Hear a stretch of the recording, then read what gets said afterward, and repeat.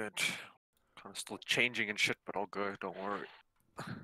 Hello and welcome back to the Combo Chick Day Dota channel. We got some more China Supermajor action today, and we loading into this game a bit late, unfortunately. But yeah, we up live and ready, and looks like a solid game to start off. We see the Gyrocopter, the Skywrath Mage, the Doom, and the Dragonite for TNC, and Optic got a Beastmaster, Chen, Bane, Lifestealer, and Bloodseeker. The Chen actually made it to the draft, Mr. Damien, first time in quite a while. Yeah, I know PPD likes to play the hero. I'm not sure if Zai's gonna play it as well this game, but yeah, they pick up the Chen. There's the Winter Wyvern there. All right. That just got picked up by TNC. Sorry, I'm just a little bit flustered. Quite a rush this morning. So Yeah. we see more of a team fighting draft coming up on the side of TNC Pro here, whereas Optic Gaming got more of a pick-off type draft, right? They've got that Bloodseeker, that Lifestealer, single target, Bane, single target, Chen likes to make things happen in the lane, Beastmaster, but also quite single target, whereas TNC, they got that Winter Wyvern, that Gyro, more AoE coming out from them. A very high tempo draft from the side of Optic, like Beastmaster, Chen, like Lifestealer, and Bloodseeker. Like this is like a really fast draft from Optic. I'm curious to see like what they do in this early game and how effectively they can play it. Yeah, definitely. Like, they're gonna have to make moves around the map. Gonna have to be using this Lifestealer bomb and just get some kills and try and get that net worth lead, because they're gonna need that like experience and gold lead if they're gonna be taking team fights into TNC Pro, who has a bit of a better team fight draft. Blood.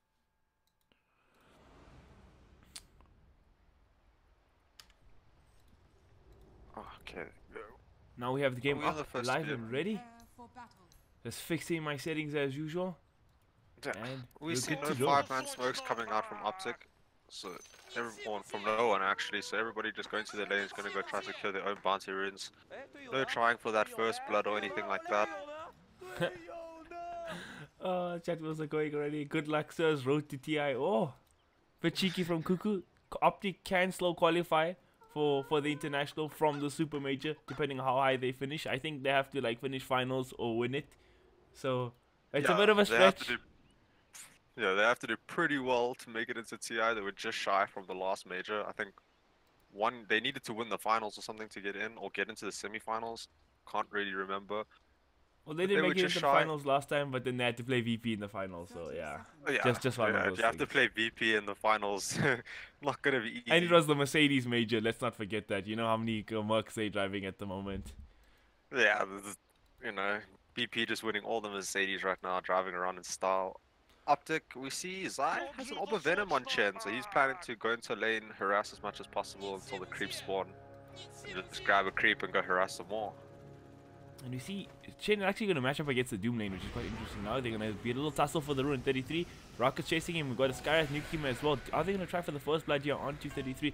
Looks like it. They have enough damage, I think. Raven, can he pick this first one up? This will be a huge pickup for the Gyrocopter, and he's going to get it. First blood for Raven. Yeah, just overextending a little too far, and that Winter Wyvern's Arctic Burn plus Arcane Bolt from Tim's just does a large amount of damage, and that rocket to set it up for them. Yeah, I mean, this spell, it's not what it used to be, but it's still a decent spell at the beginning portions of the game. Not gonna lie. Yeah, definitely. And we see Bloodseeker versus DK mid. This feels like it's just gonna be okay. Well, we see Skywrath here actually making a movement to CCNC, so not gonna have a good time. This lane was gonna be relatively even between both, but now gonna favor the DK with the Skywrath here. Yeah, I think with the I think they had to make the move for the Skywrath here, because after a while, Bloodseeker gets a couple of levels. I think he's just gonna last it to die over the DK just with his high damage and good attack animation.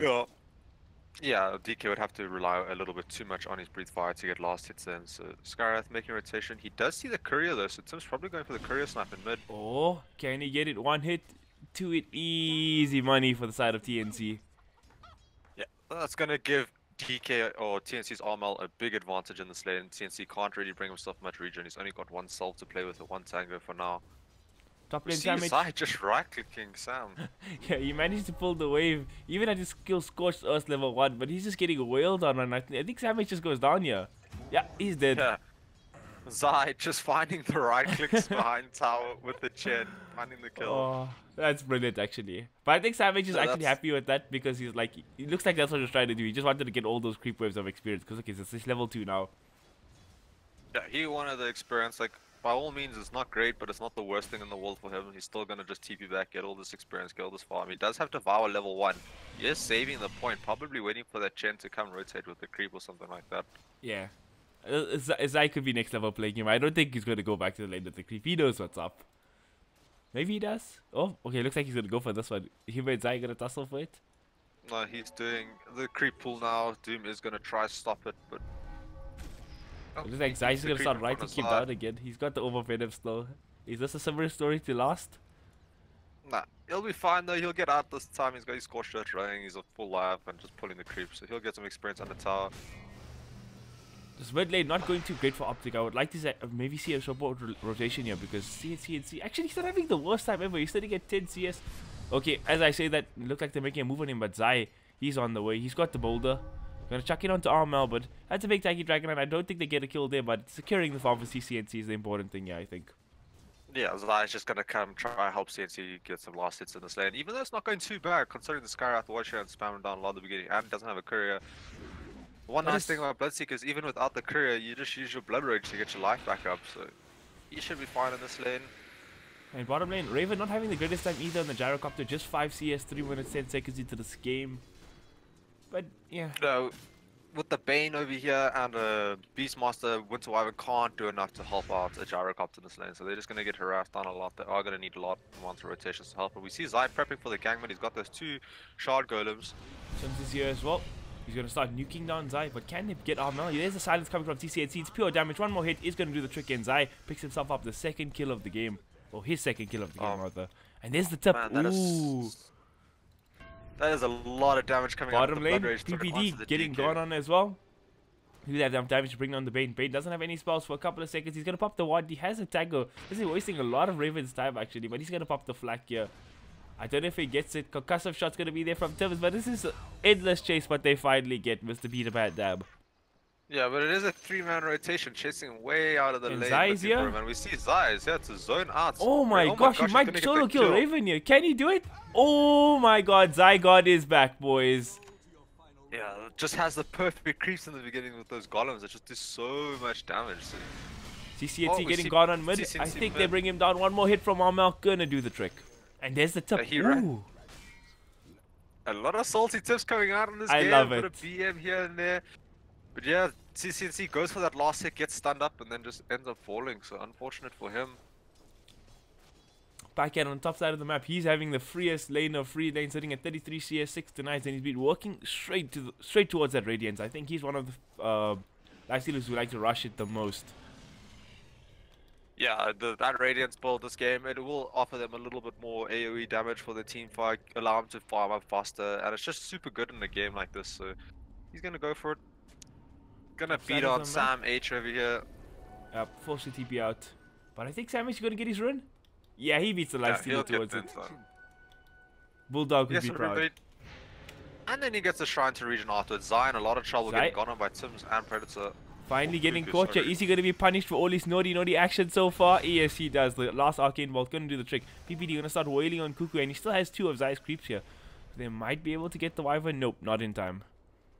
And this mid lane just kind of feels like now it's a tri lane all of a sudden with the 2 supports there from Optic and from the side of TNC. Uh-oh, CCAT might be in trouble again, but Zai making the wraparound. Can he save his Bloodseeker? I don't think so. One more right click, maybe a breathe fire. Oh! CCNC gonna stick up to stay alive. Oh no, he drives anywhere. Good Zai finds himself a nice kill as well onto the Winter Wyvern in their mid, and this mid lane is just chaos right now. 9 kills in 6 minutes. Active early game to say the least. And yeah, Optic trying to play a very high tempo game right now to get ahead in these laning stage so that they can just apply more pressure onto the lanes. Alright, now 33 is level 6 and Raven is level 3 in this bottom lane. This cannot be a good start for TNC, and especially for Raven's Gyrocopter. Yeah, he only has 10 last hits right now in this lane, whereas 33 has 35 with 17 eyes. He has more than eyes than Raven has last hits, so...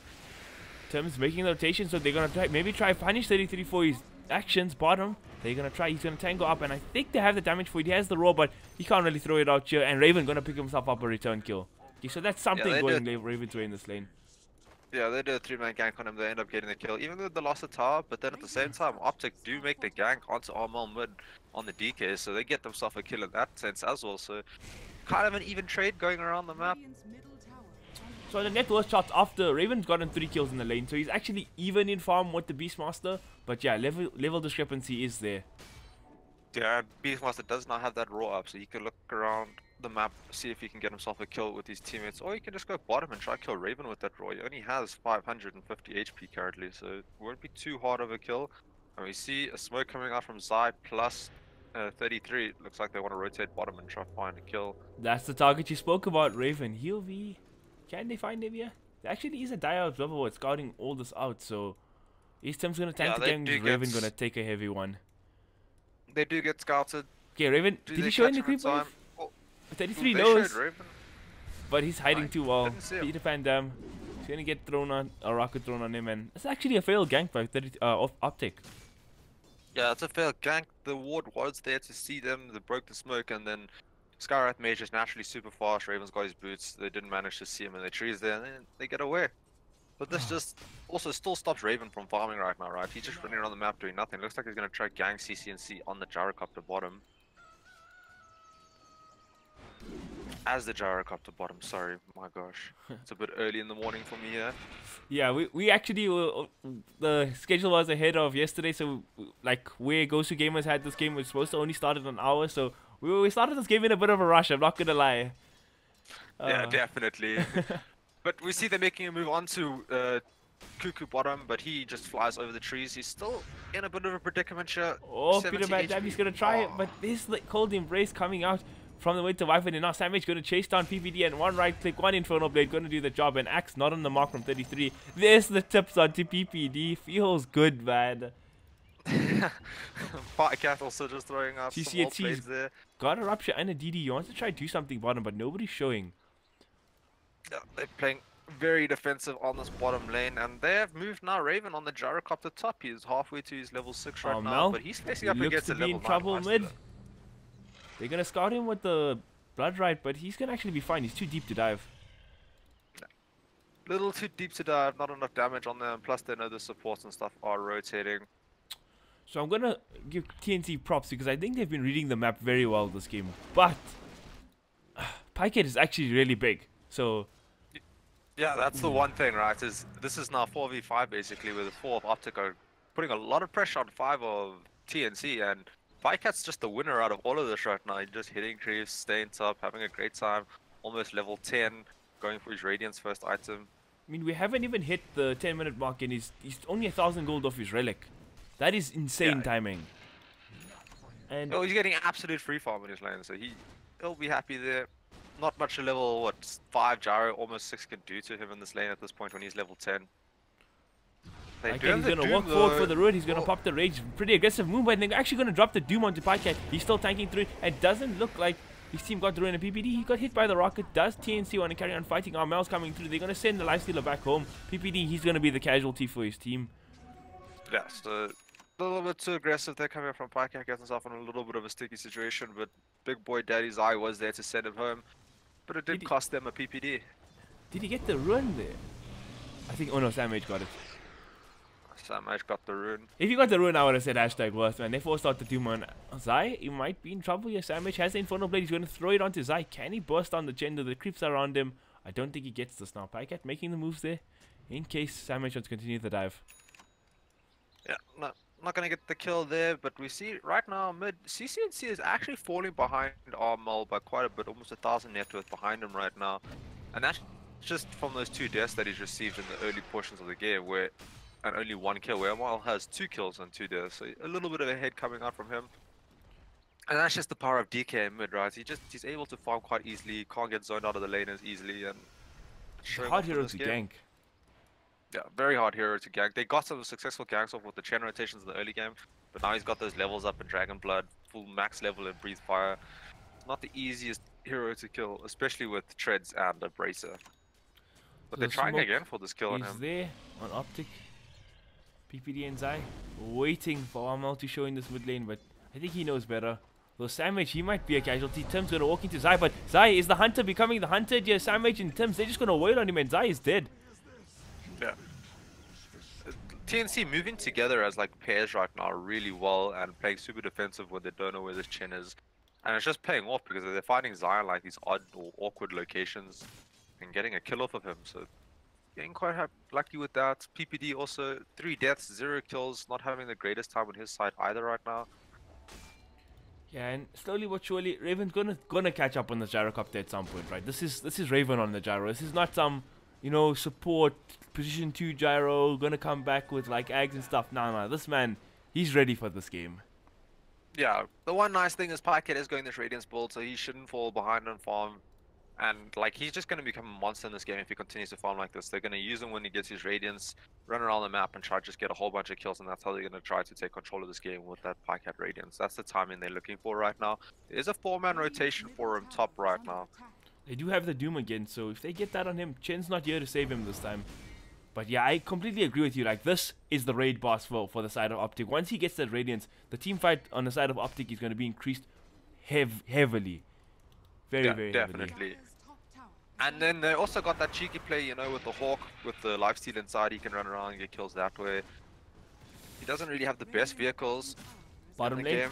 33 and Zai making the move on the tier 2 tower. So this is a worthy trade for the side of Optic if they manage to pull it off. Kuku's going to TP in, try to slow down that push. And Raven's coming in as well. Actually, 4 TPs. Are they going to get 33 though? He's going to TP out. Can they get a stun on him in time? The Doom, the Cold Embrace going to do the trick. They're going to find 33. Not a bad kill on the map. He's the 3rd most farmed hero in this game. No, they do manage to make space for the tower top, so the side of TNC does not get that tower from that rotation they made top. But they do get a kill bottom. But it is quite a hefty rotation and a cost to get that kill on 3-3. You like use the Winter's Curse already, it's on cooldown now, you make a 3-man or 4-man rotation down there.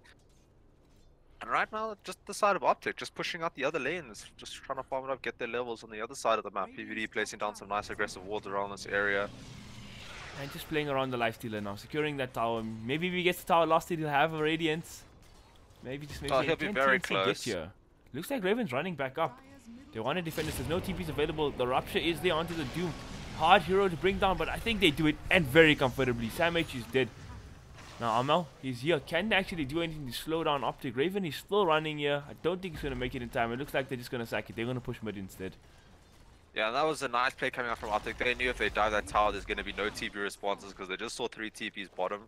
So they make the dive and they get themselves a nice easy kill. And Pycat, he has the Radiance. It's on its way already. He's got a 14.5 minute Radiance right now on Lifestealer. Probably going to go for that Solar Crest next year. He's already got it queued up. Damn. Classic Lifestealer build. For free 15-minute Radiance on a Lifestealer. Okay. That's pretty intense. He's huge this game already, right? He's really big. He's going to be running around doing a large amount of damage. He's going to farm really effectively now with this build. And in terms of like tools to deal with him, we have Cold Embrace that kind of goes through spell immunity, but I don't think his teammates can bring him down. We have Ancient Seal before he gets a Rage off. And actually, look at him. He's in an Ancient Golem, birding Cuckoo down with the Radiance. Yeah, so he's going to just farm middle with that Radiance, and they don't really have the heroes to deal with the 2000 HP Ancient Golem right now. Like, it's super tanky, so he's just going to farm creeps nice and safe with his Radiance, zone people out. And at the same time, 3-3 bottom, he's just pushing up bottom, going for that Shadow He's actually in Blade trouble build. here. If Raven wants to come out and just go on him, he can. You know, he doesn't. I mean, sorry, not Raven, Pycat. Yeah. You gotta be really careful when there's golems running around like that. If he gets close to you, start taking damage per second from the Radiance. And this is quite funny. I haven't seen this in a long time from Lifestealers with Radiance actually jumping inside Ancients and just killing the creep waves that way. It's quite a nuisance to deal with, I'm not gonna lie. And like you said, TNC don't really have anything to deal with this. Look, he's diving Cuckoo under the tier 3, forcing out. He's actually getting duffed under his tier 3, but he has the Cold Embrace, but he's gonna go down anyway. PPD is there. They're gonna go for the high ground pusher. They have all the tools they need. A massive creep wave. All the right creeps. Sam H is here. He throws out the Doom onto 33, but in the backline, Sim's getting roared up. I'm sorry, gripped up. PPD getting bursted down though. They managed to get one. It looks like they deferred Optic from this push. Solid defense from the side of TNC here. Yeah, Tim's actually keeping to the shrine. He's making an aggressive play. Pycat's in the area. Can he do this? Doom has been used already. They actually look like they find the Lifestealer. There's a lot of damage coming out of the Pycat, but he gets sent home. Zai with the plays. He'll take one for the team, but a trade he's very happy with. That was so close, but so well timed by Cat as well, getting sent home in the last second, trying to make a little bit of space for his support, but he ends up falling, and that might have been an overzealous play by Optic to try go high ground at the 14 or 15-minute mark there. We see Beastmaster has his Shadow Blade hunting down Sam H, but that's quite a hard target to kill at this early portions of the game. I mean, some of their thinking is right? This Draven kind of shut down as they position 1, but like Armel still really farmed, and the rest of the team, even Sam H, got a decent amount of farm on this team. Like, they actually have really good team fight, even what Cold Embrace used. Yeah, definitely. They got super tanky heroes for the front line. They got a Gyrocopter AoE. They got Scarlet Mage for a large amount of burst. So you need to make these plays quite smart out of the side of Optic here. Where their lineup is basically, you know, find kills around the map using that Fiend's Grip, using that Rupture, maybe a Lifestealer Bomb, Beastmaster Roar, something like that. Get yourself a lead in the sense of like heroes, like maybe kill 1 or 2 heroes and then try go high ground with the numbers. But just going high ground 5v5, probably not going to work at 14-15 minute mark right now. In the side of Optic, they are on a bit of a timer in my personal opinion. I don't think they draw scales really well, especially with the Chen pick. Some of the heroes do scale. Beastmaster is really good scaling into the late game, you know, BKB piercing, stun. Bloodseeker with the right amount of farm is pretty useful. He went for the Blade Mail first, going straight into the BKB, so he's going quite tanky. And this Lifestealer did go the scaling build, right? He's got that Radiance, he will scale quite fast. Has that Solar Crest coming pretty soon, I'm pretty sure. We hope so. So the smoke up is here from Optic. Doesn't look like they're gonna find anybody. Like again, TNC just look like they just know where everything is on the map. They playing like us casters with no fog of war. That's what it feels like to me this game. The one thing is Optic are not taking advantage of this defensive play by TNC where they're just kind of sitting together and they just go straight into the Roche pit now. They've got that Beastmaster aura, got their minions. We see Lifestealer coming in with his Granite Golem now. Does TNC know what's up? They threw out the scan, they catch somebody, and looks like they want to fight this. They got the smoke. Actually, they're going to scout this out with the Golem, though. And the thing is, TNT have to kind of, like, they can't just not react to this. But now, he's going to pop the Dragon. He's going to go on PPD. Can they burst on the Bane? They do. That's one, and Roshan is dropping very, very low. Samich is going to walk in, but not in time. He's going to get roared up. The Aegis is in the hands of CCNC, and he's going to go down, but he has the Blade Mail, and Raven's going to tick as well. CCNC actually still surviving, and now Samich, he's in a precarious situation, getting wailed on right now. He has the Doom, but who can he really throw it onto? He's actually going to throw it onto Pycat. Pycat does not have an Aegis, so Armel and Tims, they're going to try for this, and I think they might be able to do it. The send back is there. Is he going to work? It does work again. Zai with the saves. Oh man, Zai on this chin so far. It's just been amazing now. CCNC dropping down the silence, deferring TNC from getting on this push. Yeah, and those sendbacks just making the absolute difference there in that fight. And Gyrocopter runs in, throws his combo. The BKB is out by CNC, and he just ends up killing himself with the Rupture on. Like, he just took so much damage so fast. He just doesn't have the farms to survive that, all the HP. Oh, so he ends the up Blade Mail really early in that fight. Went to work. At the same time, did Pycat fall in that fight? No, he didn't fall. Hey, he got sent back. So he Second fight in a row. I think, like, money-wise, TNT would be getting their money's worth in these fights in terms of economy if they're getting these Pycat kills. But Pycat just surviving through everything with the Zai sendbacks. Yeah, the Zai sendbacks being absolutely clutch in this game, and he's going straight for that Axe on Zai, right? He's 2 components in, almost got his 3rd. And then he's going to just start having Ancients to push with, and if he gets it early enough, I don't think the side of TNC has what it takes to deal with those Ancients. So they need to make some plays on the map. Pycat is going to be initiated on mid here. They're going to go on him. There's a silence. Mystic Flare comes out. The save is there from PPD, but Pycat, he's going to go down here in the end. Finally bringing down that lifesteal now. PPD, he might be in trouble as well. Rocket's chasing him. He's going to get smashed. Double kill for Armel. Now they'll be able to pressure this tier 1 tower, but in top side of the map, TNC bring down the tier 2, and if TNC linger too long mid, they'll just shred in the high ground, I think. Yeah, no, they're already backing off the Chen Sense 3-3 back to base to get mana. CCNC is just going to continue to farm up his BKB. He's got that Aegis still.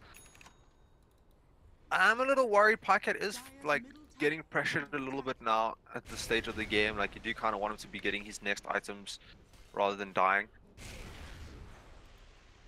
And I think the important thing for the side of TNC is that Raven's starting to get his farm. He's nearing his Sanjay and Yasha.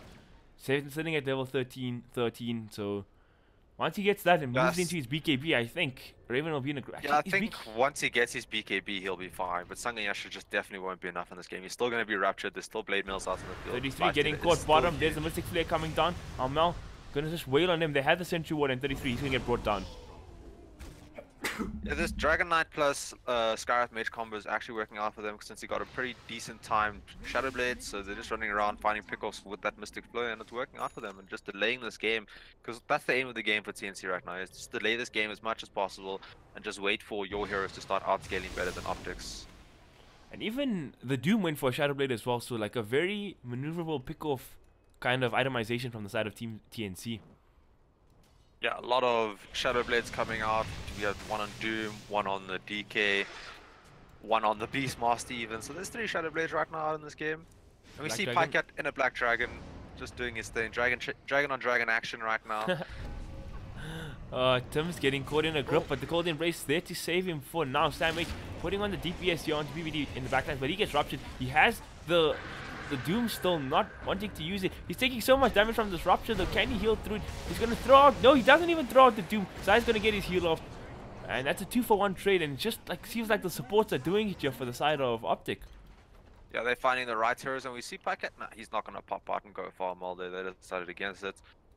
33 is gonna find Cuckoo. Cuckoo gets caught, just gets bursted down, wailed on, and that's a big tool in the deep push of the side in TNC. They could be in trouble here. 45 seconds. No. What's this guy's name? Winter Wyvern. No buybacks here. No Winter Wyvern for quite a while. Now lots of tower damage is going to be applied. This Black Dragon throwing down his flames. Pycat just trying to be as annoying as possible right now in this. Just making spaces for these pushes. He doesn't really need to do anything here. CCNC they does have ages, so he's not gonna care. Tier 3 I think is still gonna go down. Sandwich comes back in and he does have a Doom. Can he get it off though? He's gonna get the Infernal Blade off and he throws the Doom onto CCNC. Zai's gonna have the send back. We've seen the story before. Bye bye CCNC. Yeah. Pycat might be still getting gone on here. Do they have a stun for him? They're gonna get the stun for him. They'll catch Zai. And now the Rocket gonna bring down the Black Dragon. Pycat's gonna be forced to pop out. He's gonna turn and pop the Rage though. He's gonna go in. Can they do anything to stop him? Tim's taking a lot of damage here from this lifesteal. I think he's gonna go down, but here's the cooldown. Sandwich comes back in. He gets the Infernal Blade on Pycat. Pycat's gonna get blown up. It's a 2-for-1 trade so far. 33 is doing his thing, but CCNC is back in. He's got so much damage. He's got his BKB.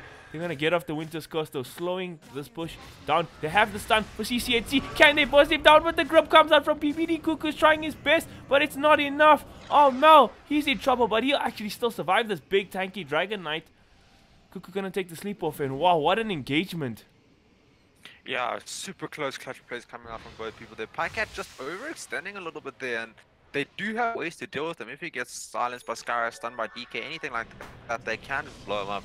He went in a little too far, his rage came with a cooldown, and then just ended up falling real fast. His team did manage to turn that around, find some kills on CNC and the boys, but I don't know if you want your lifestealer to be dying in places like that where they could have just backed off there, he could have just farmed up a bit more, and they could have just rinsed and repeat what they were doing in this game. And I have to say, Almel feels like an absolute monster on the Dragon Knight this game. Like, they gripped him, they threw this pure damage silence on him, and he just feels like he's tanking through it all at the moment. They're going to find some bounty runs on the top side of the map. He's hit level 16, and he has a fresh 10-second BKB now. He's got that BKB, he's second on the net with farming real well this game, and he's going to become a problem for the side of Optic Gaming to deal with, and they don't really have any heroes building something like a Silver Age or something to get rid of that armor, and a larger portion of their damage is physical damage besides that Rupture, so... We're actually going to talk about this. Target this game. About BKB for Raven, because I don't really think it's a good BKB game. You have Rupture that goes through, and you have Roar that goes through. So he got Lincoln's Sphere Satanic Shift. Don't forget Fiend's Grip. And Fiend's Grip. How did I even forget that? That is like probably the most important one. Yeah, so he's just skipping the BKB entirely by the looks of it, just going straight for that Lincoln Sphere. Tries to block one of those spells at least. Because if he BKB's not going to block any of them. Get those 2 items, I think Raven will be like an almost unstoppable monster. Because even if he gets one of them on him, he can just stand and fight with Satanic if he has Flak up. But that's a long time before we get there. That's like we're looking into the 35-minute mark somewhere. So there's still quite a bit of time for Optic. But yes, they are on a time of this game. They can't delay it too long. We do see Pycat now has his Sung and Yasha coming out in the courier. Interested to see what he thinks of for his next item. Maybe something like a BKB might be quite useful. Lincoln's for himself, maybe. Yeah, the silences have been hurting him a lot. If it feels like if Tim's get off the silence, then he just gets blown up so fast because that extra magic damage, and just the fact that he can't get rage or force. Usually when rage ends, it's a big factor in just hurting him. And actually, he didn't go for the Solar Crest. For the Solar Crest, yeah. It's also what I noticed. He was going for it. He did have it queued up, bought the chainmail, and then just changed his mind, went straight for the Sanganyasha. So obviously, favoring that movement speed and HP over the evasion this game and armor. I don't blame him. Not too much physical damage coming out, right? At this point in the game, it's more magical damage that's dealing with him. So he just wants to be faster, have more HP. Top lane going to completely shove in. I'm sure one of the TNC heroes going to deal with that. Looks like they're sending the DK Illusions to deal with that top wave. Yeah, TNC Zai has his axe now. Has one Granite Golem so far.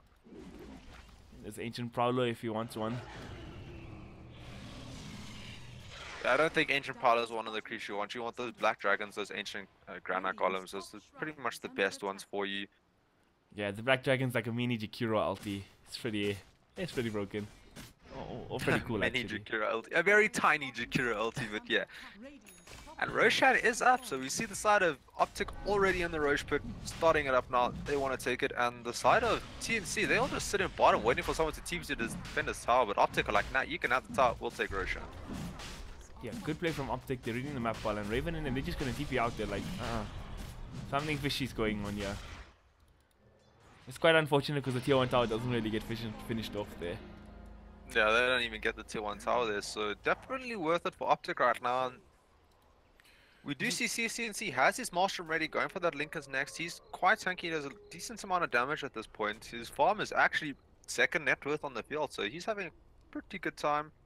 It is a 5k advantage now for Optic after picking up the second Roshan. They do have Aegis, they have Cheese, and the Ags on Zai, so this is going to be the cue to go up high ground yet again, but can they break the base is the question. This will be the third time.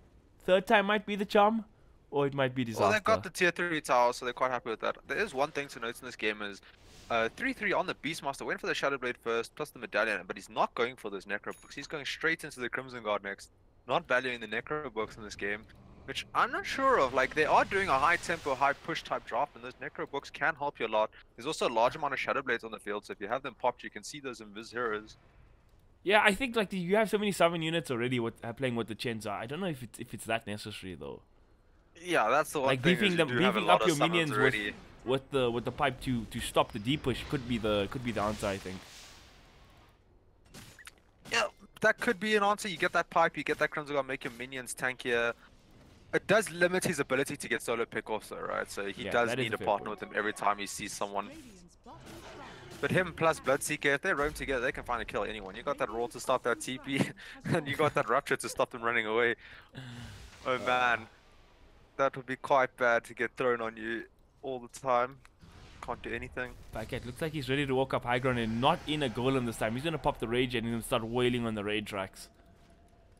He pops a Rage, hits the racks a bit, and then just backs off before his Rage ends so he can't get initiated on. And he did that all without his team even next to him. His team was completely away. He was just like, man, I'll just do it once, run away, you know, get some value out of this.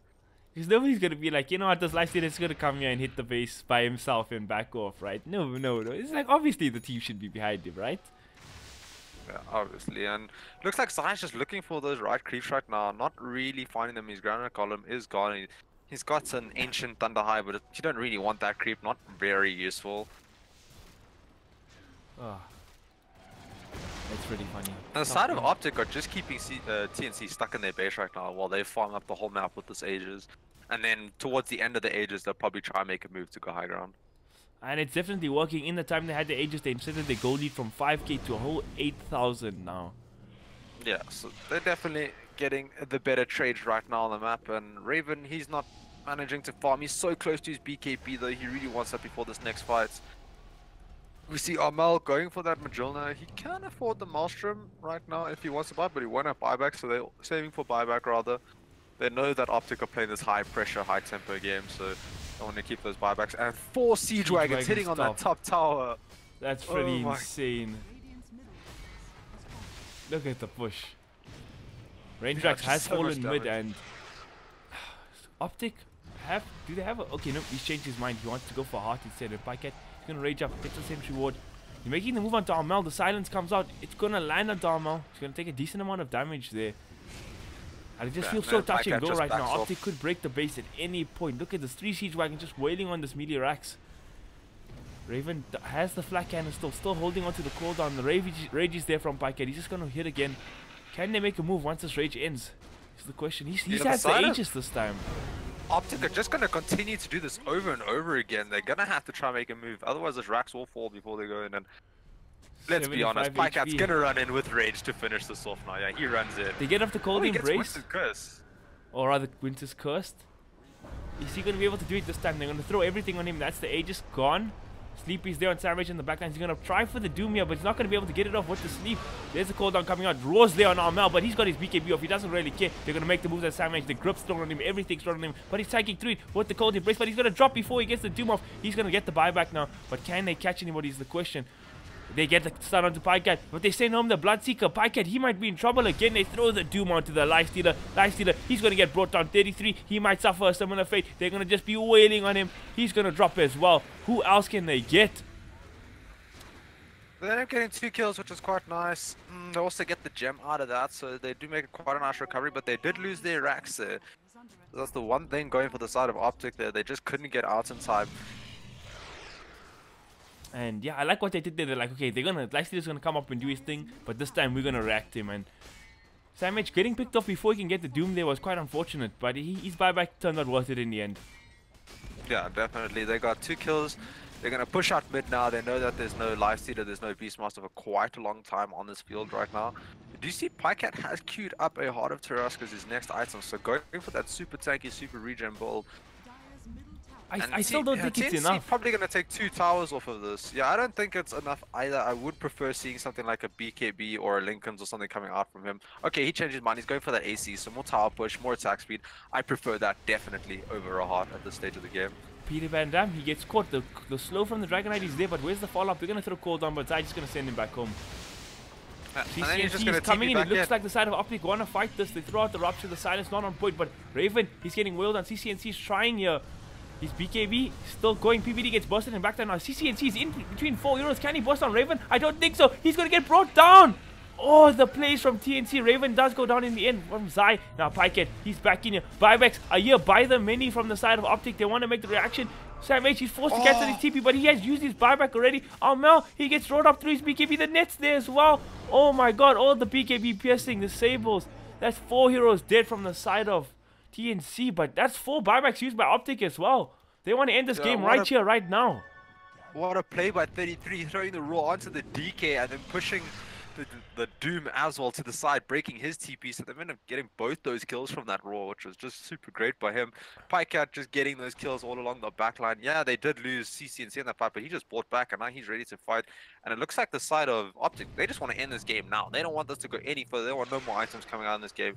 They're just going to push up this high ground. Buyback. Winter Wyvern back in a second, Tim's going to try with the deep push, but there's no glyph available. This tier 3 with the DD on Pycat, he's going to get incinerated. Look at the amount of damage on the Lifestealer, and he does have his heart completed. They're going to throw out Cold Embrace to try slow this down, but I don't know if it's enough. Pycat, he's going to get stunned up. Do they have anything to come on? He gets ruptured. Uh-oh, it might be trouble for TNC. There's the Cold Embrace to save him up. CCNC is just running in with the Blade Mail, while the rest of his team just wailing on the barracks. Cooldown coming up from Raven now. Is it enough to defer side of Optic from taking the base? And looks like they're going to hold on to their 1 racks for the moment. And look at the flak going to work. Armel gets a stun off at 33, but Pycat in the backlight, he's going to get doomed. Armel still standing and fighting with his BKB sandwich in between 4 heroes. Raw comes out onto Armel. Is it enough? There's no flak on Raven. He's trying. The Cold Embrace is there. Tim's dropping down low. Nobody can really deal with this Lifestealer. He's doomed up right now, but he doesn't give 2 shits. Armel, he's going to get brought down and he doesn't have buyback anymore. Pycat's still going to work here. Can he bust on Raven? CCNC giving the vision. Triple kill for the Bloodseeker. That's the next racks going down. No buybacks for Raven, no buyback for Armel. Yeah, and Optic just showing no chill in this game. They throw the Doom onto the 4,400 HP Pycat. He just stands and fights the whole time running after people. And oh man, I doubted this heart, but it actually comes out in handy here. He's just regenerating up super high HP, and they're just going to get mega creeps now. And this is probably going to be GG at 36 minutes from the side of TNC. Oh man, and there's a GG well played is called. Clinical game from the side of Optic. 2 or 3 failed pushes, but 1 opportunity where they smell blood and they just take it.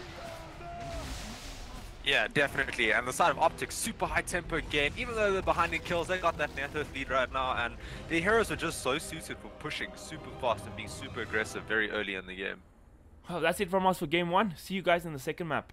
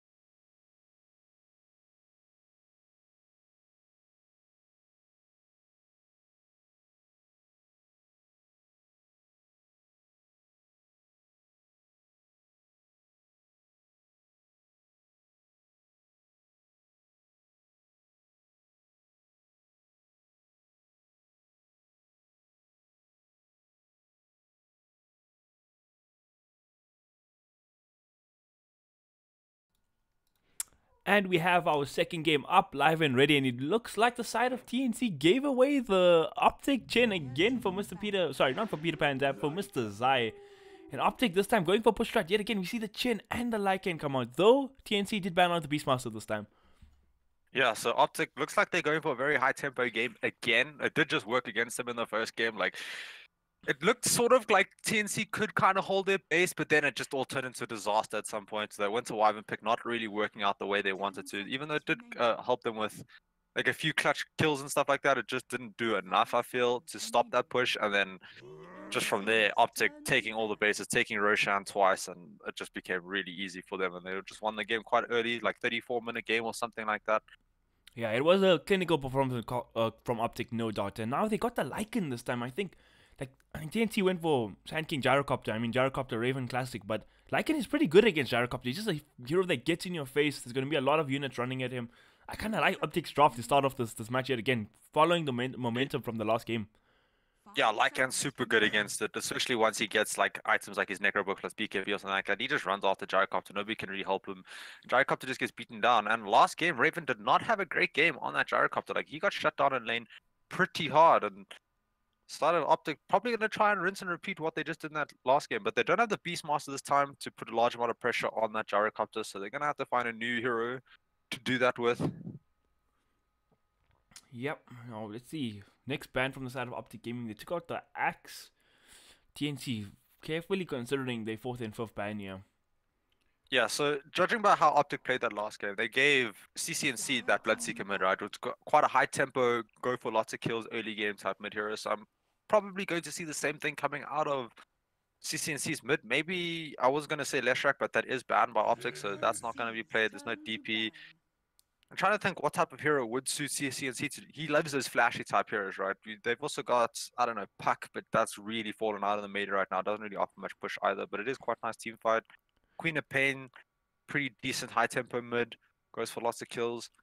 In the last game, I think that Bloodseeker was the perfect pick because it's that hero that you know that it has this like window at 30 minutes if you have enough farm where you can just run around and do whatever the hell he wants, and he did hit that window and hit that timing, and it worked out great for Optic in the last game. Yeah, and that early Blade Mail pickup absolutely screwed over Raven. Like, he just couldn't go into the fights. That Blade Mail just did too much damage to him. So really good play coming out from CCNC. His lane wasn't the greatest in the beginning, but afterwards he just came out so far ahead. And we see the Disruptor being picked up by TNC here. So they got a large amount of team fights again, right? They got that Sand King, Epicenter plus his stun. They got Gyrocopter, who's just AoE all over the place. And then Disruptor as well, which gives you a bit of catch and more team fights. So kind of good against TNC Lycan. Sticking with team fight. Yeah, that's what they do. With team fights, Optic sticking with that like super fast push. At the current points in this draft, things can change. Optic can change their play style if they feel like. But can you change the from first a Chin Lycan first 2 pick? I don't know if you can do that. Well, you got the push right now in your draft. You got some early game control, so you could pick some more team fight if you want to take this a little bit later, or if you just want to finish it early, just stack onto that push and just keep going. Get some more sustain on your team, get some more pick off, and just push.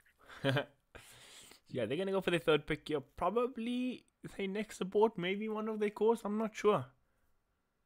Yeah, probably gonna be that PPD hero here. Reveal it. Bane is not in the pool anymore, so Bane is taken out. I'm interested to see what PPD plays. It's still like he does like heroes like Witch Doctor, who does offer sustain for his team's push as well, but it did get kind of nerfed in the current meta right now, so don't really want to be picking that up. Yeah, taking a lot of time to think about this 3rd pick, and rightfully so. Probably the pick that maybe shows a little bit more in the draft, or just ties something together, covers a loose end. Yeah, definitely. And PPD's hero is going to be super important here. The team fight from TNC is scary, like really scary at the moment. Yeah, fighting into that, you're going to have to bait out some spells to go high ground. You can't. And then go for the Rubik. Ooh. So is this a Zai Rubik and PPD Chen, or do you think it's just going to be a PPD Rubik and Zai Chen? Because I know PPD can play Chen as well. I think it'll be a stream quite a while back. I think it'll be a Zai Rubik and a PPD Chen. It could be. We'll have to see. Maybe they just want Zai to be playing that Chen like he played in the last game. Yeah, he was a monster on it.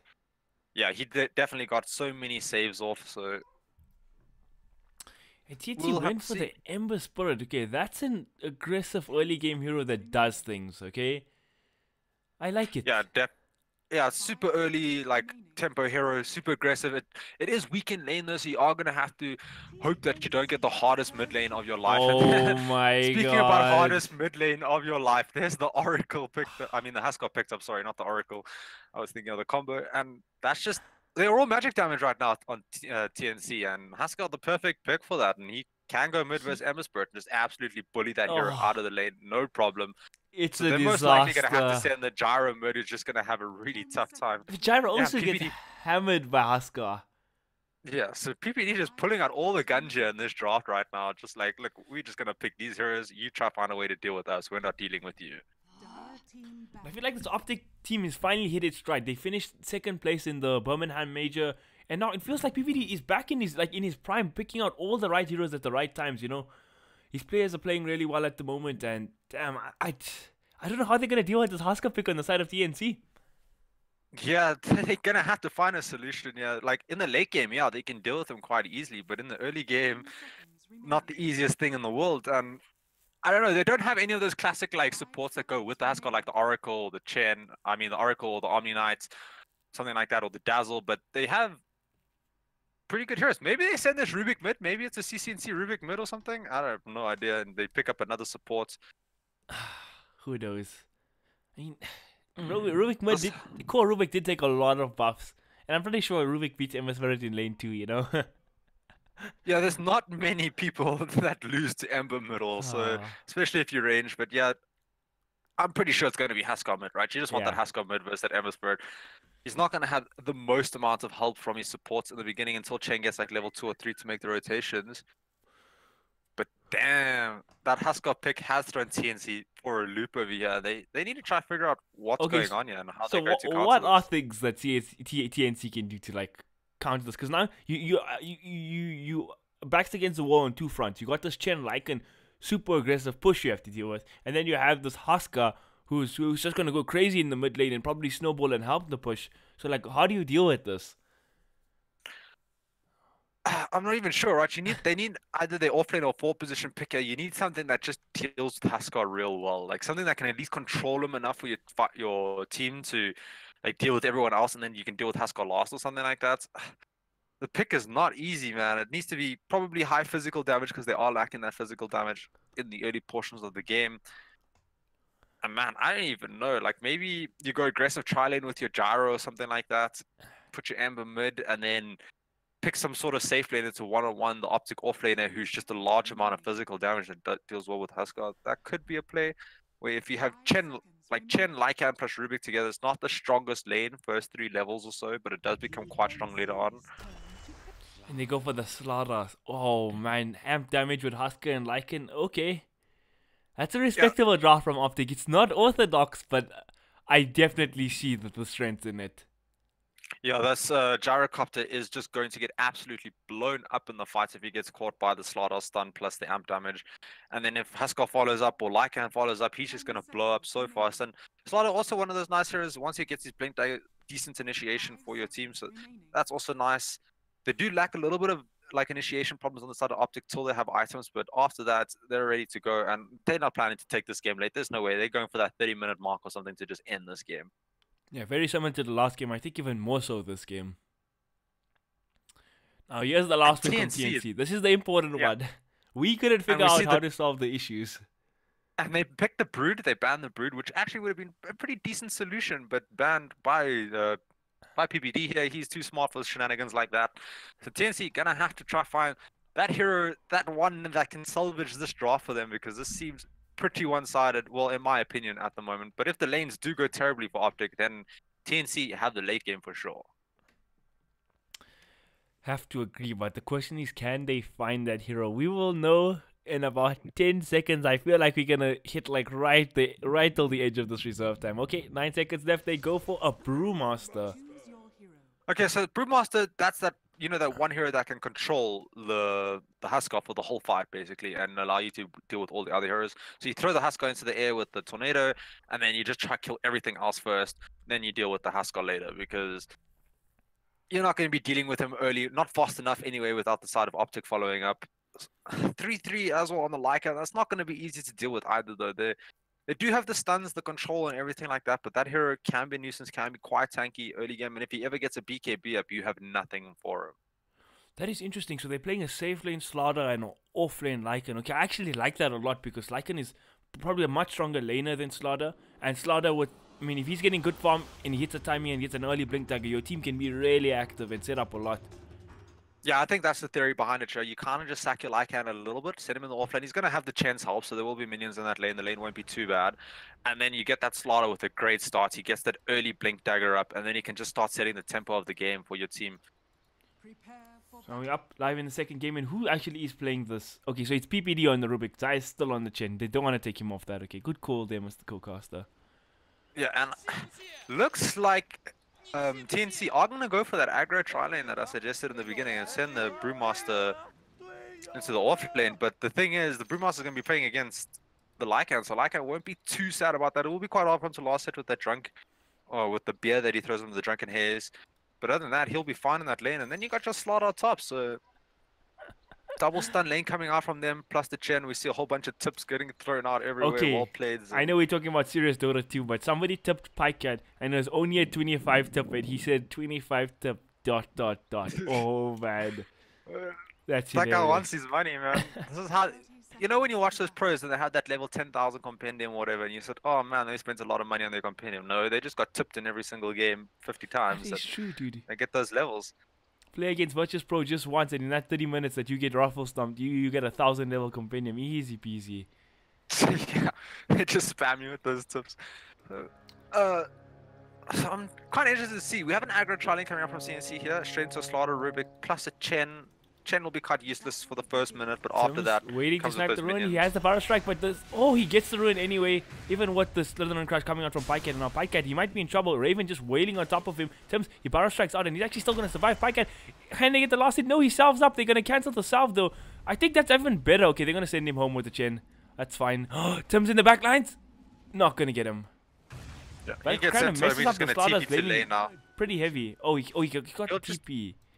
Yeah, he'll just TP Oh. straight back into the lane. So that trade actually really worth it for the side of Optic Gaming here, because so much resources have been used by TNC already in this early portions, and the Slaughter's still full of HP. He even bought another salve from home. What a player.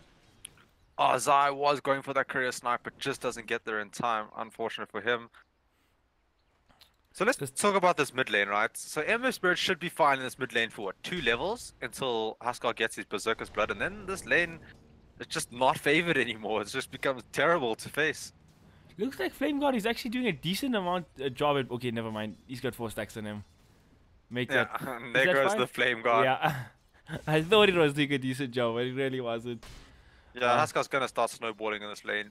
Bottom Hands lane. down like this. Both these two heroes should just farm well. I think Sandwich should have the advantage with the Drunken Haze. Yeah, they will both get their farm, and the one thing is Sam H probably gonna get a nice early blink dagger, which will help them out. Ooh, Zai finds a kill. That's the first blood. Missed out on top. That's the first blood. Makes a rotation top, gets a kill with the chin. But yeah, this bottom lane, both heroes are gonna get the farm, and I think this favors Optic a little bit more because they're gonna be getting farm on all 3 of their cores right now, which is just gonna propel them to push even faster. Yeah, and although Raven is a super strong, aggressive gyrocopter in the early game, they're not actually winning this aggro trial lane at all. Zai putting a lot of pressure here. He's got his tomato creep, and you just gotta potentially. You have a double stun, PVD to set up Optic stun, and you have Zai with the creep coming in, just doing the damage.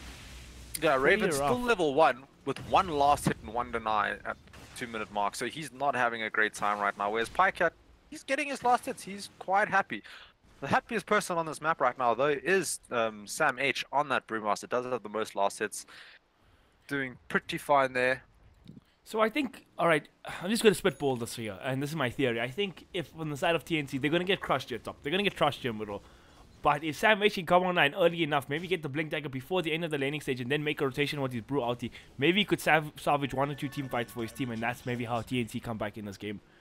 The only problem I have with that is when he uses that Brew ulti, you need your team to be able to follow up. And if they're too crushed and too weak, that follow-up's just not going to be there to help you out in that Brew Master ulti. And we see Ember Spirit mid, man. He tries to go in with that DD, but 7 stacks of flame on him. He's dead. Oh, man. And there's the tip And then bomb Pycat out. throws the tip. And even with the level 2 flame guard, it's just not enough for the amount of fire like damage that comes out from those fire spears, and he just ends up falling mid, and that's just gonna be such a bad mid for him. They're gonna have to help him, but how did they help him? They're gonna have to then sack Raven even more than he is being sacked right now, and it's just not really a solution for them that I can think of. And Zai, he's not even top right now. He's just sitting bottom looking for those creeps to take over and trying to make a gank onto middle again. Yeah, and the thing is, MS Spirit doesn't really need that much farm in his lane, but he has to get his level 6 at a decent timing, otherwise he won't be able to do anything for quite a long time. He's actually going to go farm jungle now, level 3, pop the Flame Guard. And Zai here, he might just steal the creep and put the harass onto Arvel. Dirty Zai, what are you going to do? He's going to try last hit this creep right in front of him, be that annoying Chen. Look at him, he's prepping up that last hit. Oh, it just doesn't have the damage. Yeah, Ember's got that Queen Blade, so he had the damage. It was unlucky with the amount of life the creep was left on for him. But Zai, now sitting middle, has his 1 Chen minion up. We do see Tim's middle to help out this Ember Spirit, but he's a level 1 Sanking. He's not going to be doing too much versus Huskar. Oh man, Huskar, just the absolute beast in the lane. Raven has hit his level 2 finally. Pika sitting at level 3, they get the lift back on Cuckoo, and I think Cuckoo is just dead. Pika just going to be wailing on him. He throws down a kinetic field, but is it enough though? Rocket comes up from Raven as well. He might save his Disruptor. PPD just needs one more hit, and they're going to get it. Pika picks himself a nice kill there onto Disruptor. Yeah, and Pycat is the one area you do not want to be getting good start right now in this game, because he's going to get that Blink Dagger, and he's the tempo controller for the side of Optic Gaming in the mid game here. And if he has decent farm, he can be in and out of fights, set up everything, get multiple hero stuns, and even be a threat on the map with his right clicks. So, got to worry about that. Huskar actually has a Soul Ring first item. That's a little unusual. Gives him the mana to sustain his inner vitality, which is quite nice. Yeah, he went for the point in the heal very early, so he's like, it's actually pretty cool actually. I like this build. Yeah, it's quite nice. He can just sustain himself in this lane, doesn't have to worry about any sort of Flame Guard harass or anything like that. We see Tim's, the Huskar solution right here. He just uses his Sandstorm, but man, there's a Sentry this already. is the counter play. Oh, no mischance for CCNC. I think he just gets the skill. That's a dead Tim's. Yeah, it was a nice idea while it lasted though. Yeah, it was nice while it lasted, but that Sentry was already on its way when it started. Like, predicting the future coming out from CCNC here, and he gets himself a nice easy kill there. Nice thing is, Sandwich, he's going to be strong in this top lane. There is 3 heroes around him, so if they kill this Brewmaster, it would be pretty big. PPDs coming in, Zai is there as well, throwing the creeps in, but do they have enough to take down this beefy Brewmaster? And he's just going to wail on PPD, but doesn't get another crit. And Sandwich, he might be just be forced back away. Another stun is there. The hoof stomp on cooldown though. Sandwich should be okay. Armel makes the rotation. He gets off the chains onto Pycat. This would be a huge kill if he manages to get it, but Pycat just too fast. And Brewmaster going to drop in the end. Can he get PPD in return though? Pycat did drop in the back lines. Zai is just wailing on top of this Ember Spirit. He's trying. Ember going to get harassed out here. There's the nuke as well, and kind of an, I don't know, that's just a bad rotation. Not a bad rotation, but it's just a bad trade in the end for the side of TNC. Yeah, like they do get the Pycat kill, but now he has to go shrine up. He can't really do much else. Also, Pycat's just going to be back in the lane. He'll be fine. We see a 2-man shrine coming out from Optic Gaming as well. And just resources being spent all around here, but I just feel like Optic Gaming has such an advantage now. Like, this Huskar, well on his way to his armlets, and like, if he starts getting to that point where you just can't kill him as 5 heroes, what do you do in this game? And we see Tim's comes with the Sandstorm middle, Sentry's still down. Can't do that in this lane. 2 heroes are wrapping around. I think they want to make the play on Sandwich again. They know he's like the only hero strong enough to like be up in a lane, and they're gonna punish that.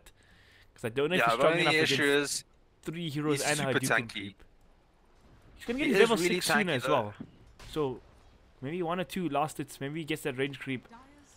Not getting denied, but they're gonna go on him anyway. There's the lift. Pycat's coming in. He's got 3 points in the Slytherin Crush. Sandwich taking an insane amount of damage here, and I don't think he makes it out of this. Disruptor trying to TP in to get off the kinetic field.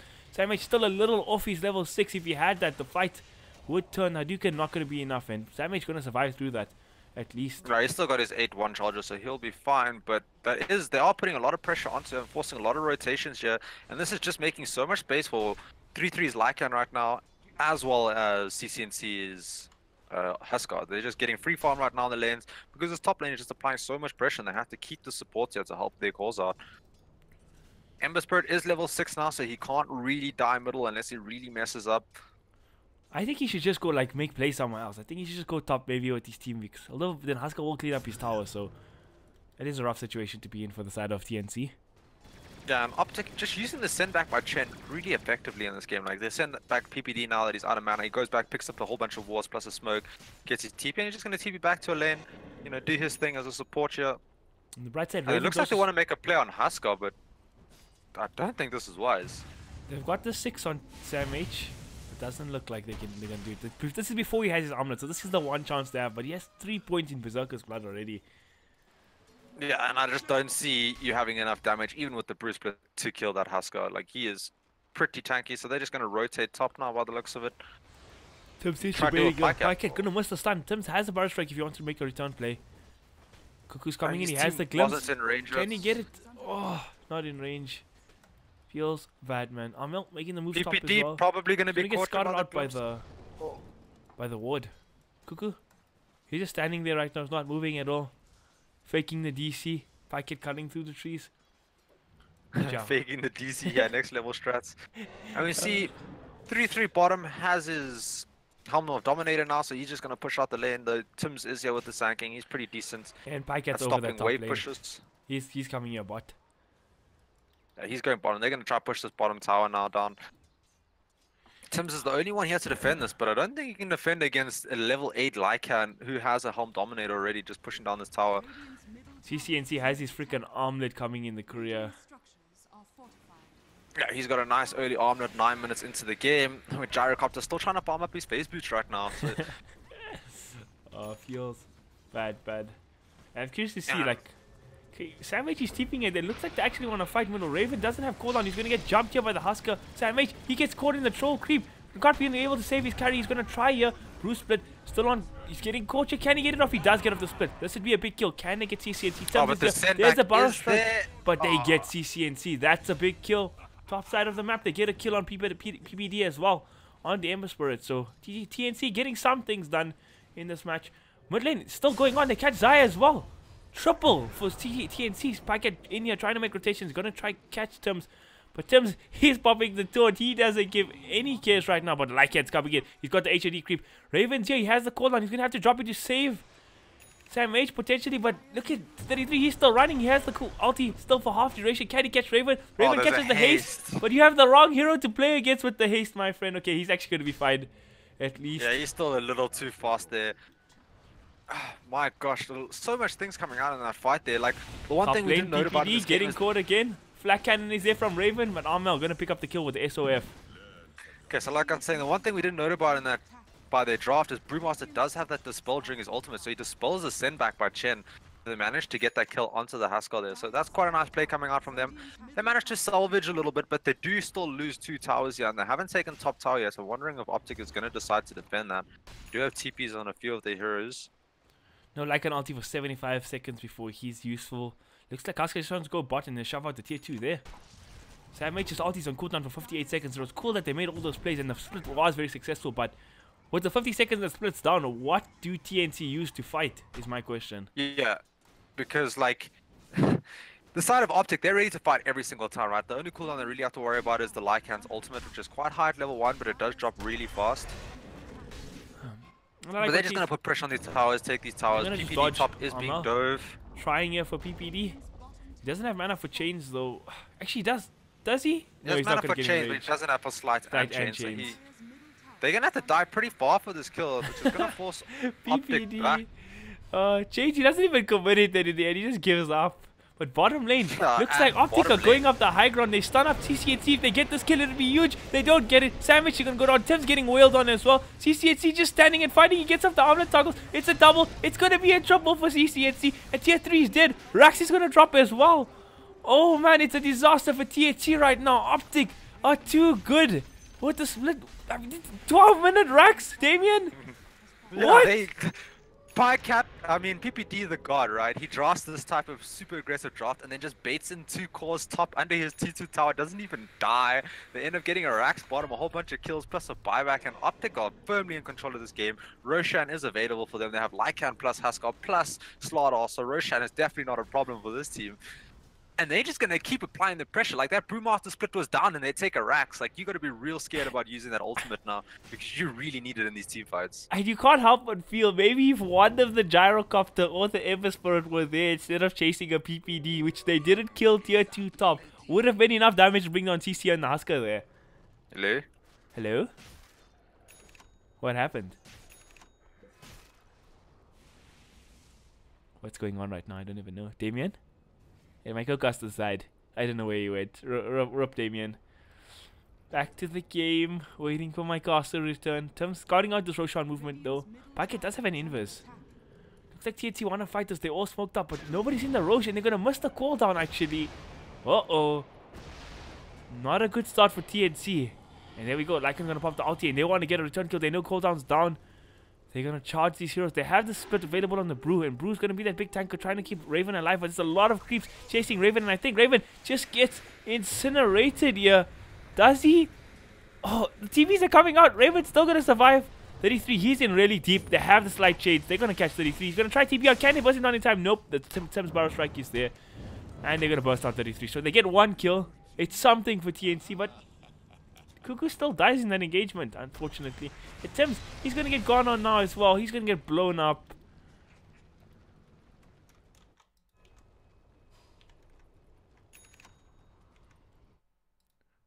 Oh, you can't hear me. Damien, I think it's a bug on your side, sir. Hello. Yo, can you hear me now?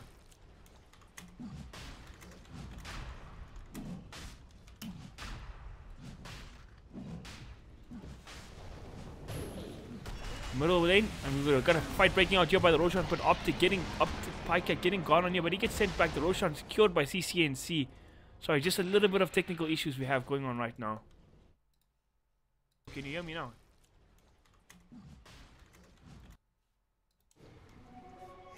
Where to test? Can't be. Alright, be back in a second. Let's go TeamSpeak.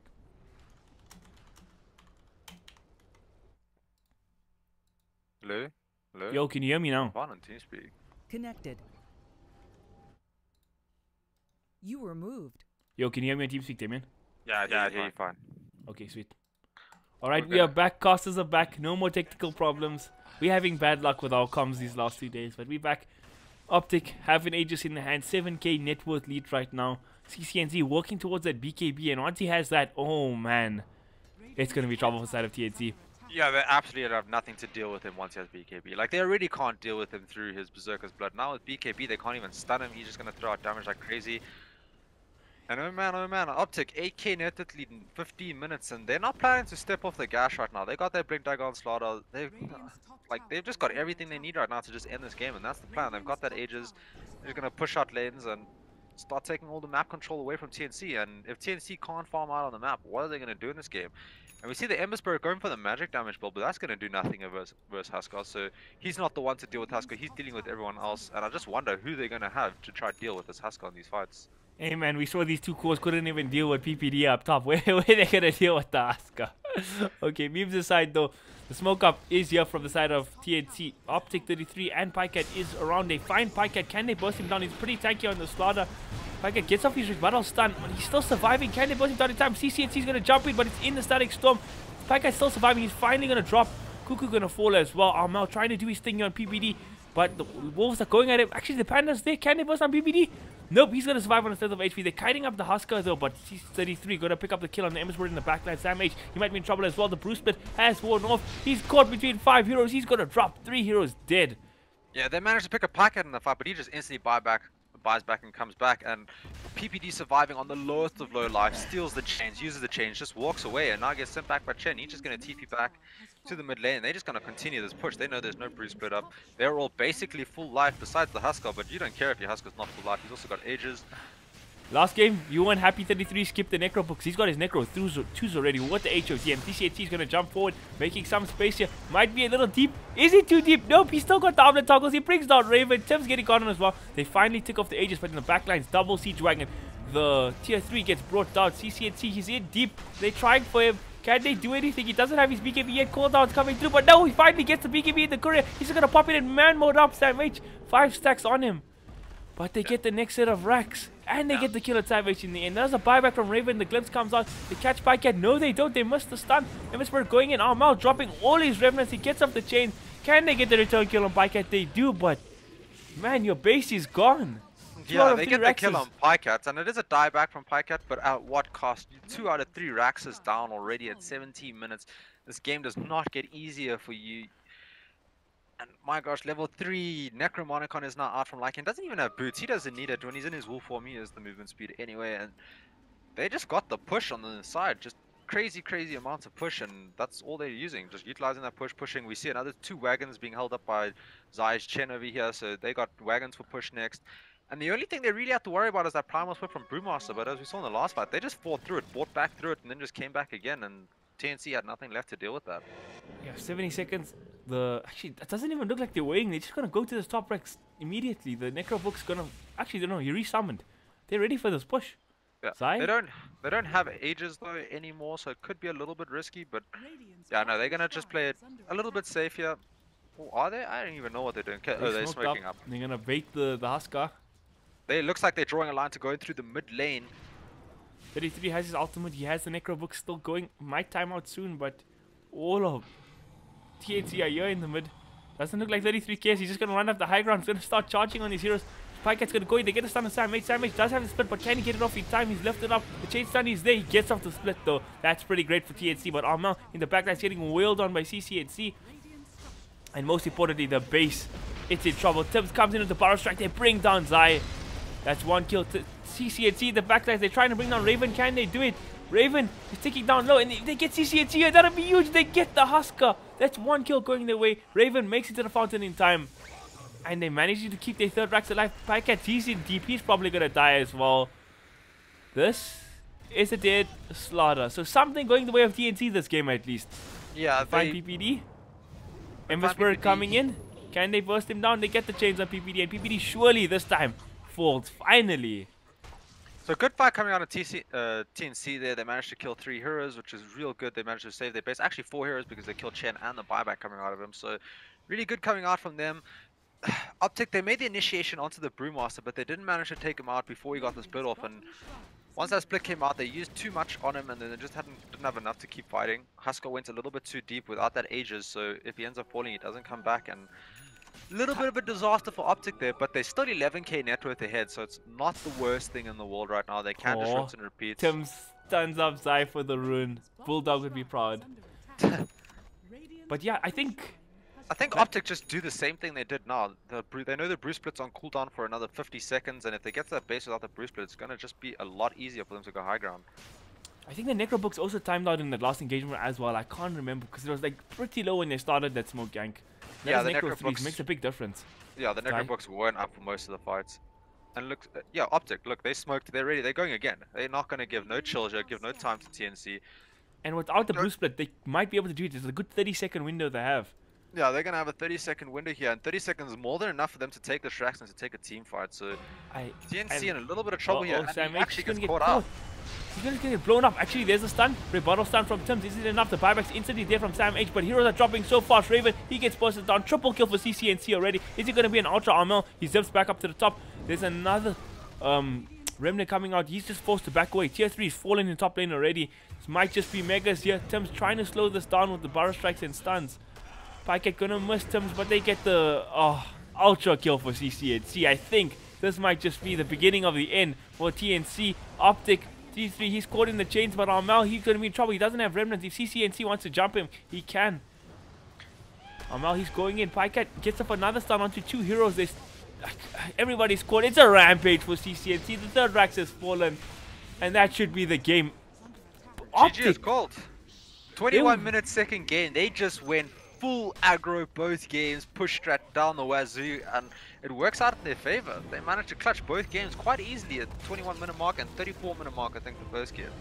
What an impressive series from Optic. Their push strat just looks unbeatable right now. TNC certainly didn't have answers, and does that push Optic top 6 of the major, I believe? Pretty far that'll up put you into that'll push you up into the top 6 if I'm not mistaken in the major, and they came to play at this major right now. They're not going to take anything. They're trying to get into that TI, qualify for it, so they're going full ham in these games. The green wall just too strong today. Thank you everybody for tuning into this game, and goodbye. The series is over. We might be back later. I'll have to discuss with my co-casters though. We'll let you know.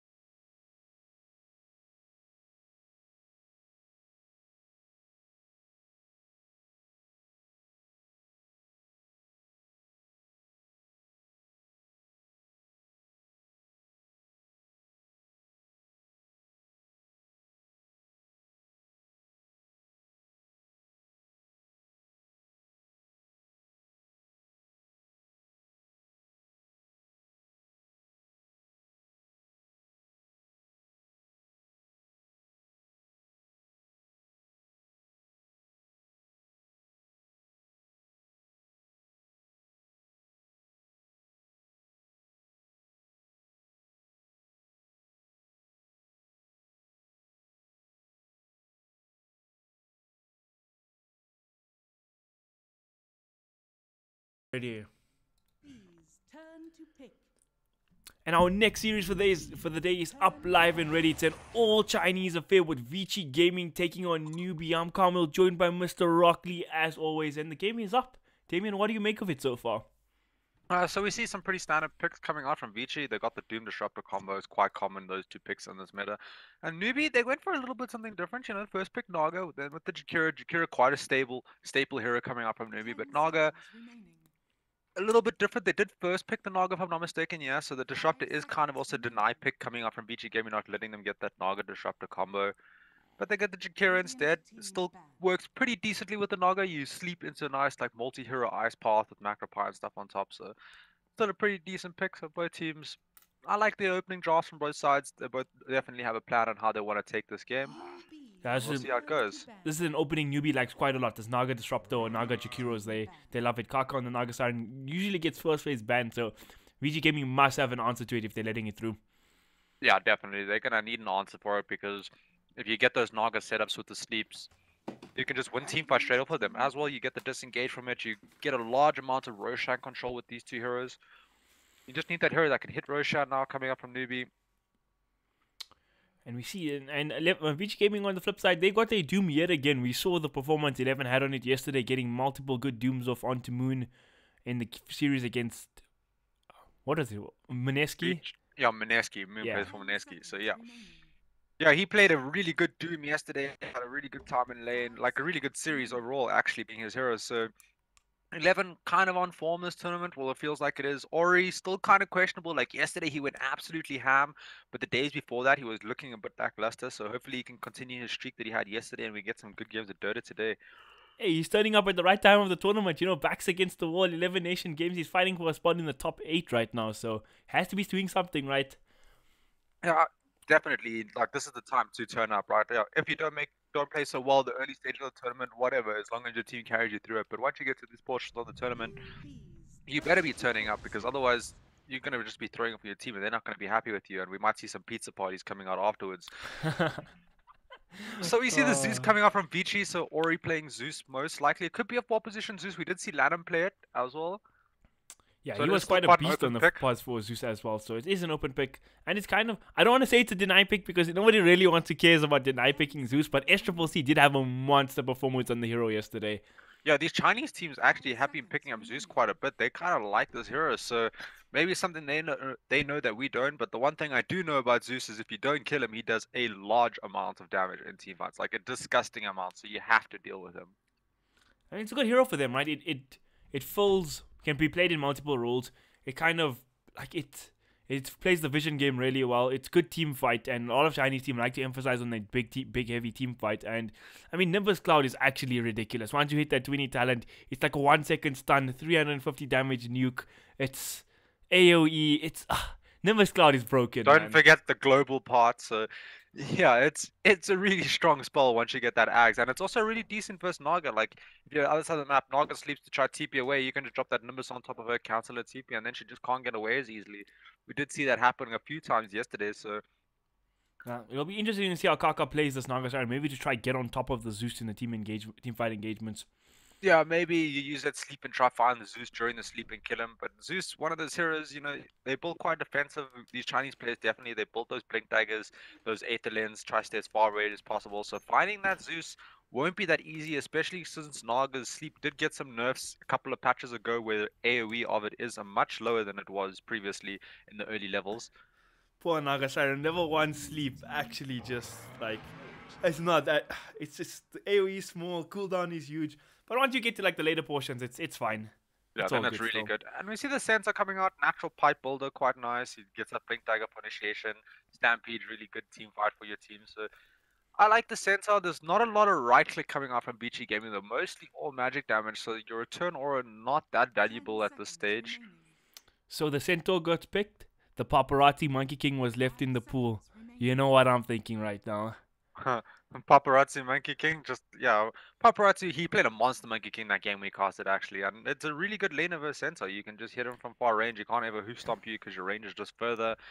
And then once you get those 4 stacks of Jingu up, you can just kill that centaur super easily. So it was a series I missed, and we weren't casting it. I was watching it, and 2 games in a row, Paparazzi Monkey King got through. Oh, it was against Navi, and he absolutely, like, he just out-carried Luna so hard, and he got, like, more than 20 kills in both the games. And here we see it, boys. Oh, The my body is paparazzi ready. Monkey King is out. Yeah, my body is ready too. There's so much team fight coming out of Vici Gaming now. They got that Wukong's command. They got Zeus so much AoE damage just coming out everywhere. Disruptor for that control and team fight. Doom, like Doom is just Doom, right? He throws out Doom and that hero is screwed. So I'm liking Vici Gaming's draft now. Like the Centaur's gonna have a real tough lane, especially if his support duos like Naga or Jakira. I don't think it's enough to deal with Disruptor plus Monkey King. Can we see a Storm come out? That's Ooh, S-triple-C Storm. Okay, now we got, like, signature hero versus signature hero right now. I like Storm in the sense that it lanes pretty well versus Zeus, but the thing is, it could still be a lane of Zeus, and they could just pick a mid to absolutely destroy the Storm middle. So there Yeah, are they some could send the Monkey worries King there. mid, so that could be a problem. Yeah, they could send the Monkey King mid. Storm does have an okay time as Monkey King mid. Yeah. Like, if he does overextend, then he's just absolutely dead to Monkey King. But if he keeps his range, just uses his range to last hits and stuff like that, and doesn't let Monkey King get too close to him, he should be fine. And then once he has level 6, I don't see Monkey King getting a solo kill easily without a rotation. Yeah, and it's a bit harder now with the changes to the mid lane that it's like it's so close now, and the river is so close to the high ground, so you don't really have that leeway to just walk and hit the Storm continuously as a Monkey King anymore. Yeah, and you don't forget, you still got that Zeus meme build, you know, the refresher orb with the Ags, and then you just double Nimbus the Storm, and you can't actually zip out of it. Like that's still a possibility, you know, it could happen. It's just some funny clowny things, you know, Dota things, kind of like Monkey King, you know, when he gets 4 hits on you and then you're just dead. That's also kind of clowny to me. But Monkey King has his weaknesses, he has his strengths, and his strength just happens to be dominating you in the laning stage if he manages to hit you. Storm Spirit is a very good counter to Monkey King because you can find him in the trees, it breaks the trees, it stuns him. You can just globally hunt him down, and if you're on top of the Monkey King and you're going on him with a couple of disables, he's not a very survivable hero. You can burst him up pretty easily. Yeah, he is good versus Monkey King. It's just, does the Storm get a good enough game to be able to deal with this Monkey King? Because we all know Paparazzi is going to have a good game on this Monkey King. Like, unless they do some sort of aggro trial and has some solution for him, Centaur is just not enough to deal with the Monkey King. See Ember Spirit getting last banned by Newbee, and they go for the Lycan here. Is this? Oh, it's a safe lane Lycan. Okay. Yeah, safe lane Lycan, mid Storm, off lane Centaur, Warrunner. So a lot of like push coming out from the side of Newbee. The team fight's pretty decent with the Naga, Sleep, Jakira plus Centaur, and then Storm. Yeah, so they got basically everything on their lineup that they need, right? They got their tower push, they got team fight, they got 2 scaling cores. It's just a matter of how their lanes turn out and how they manage to take those team fights.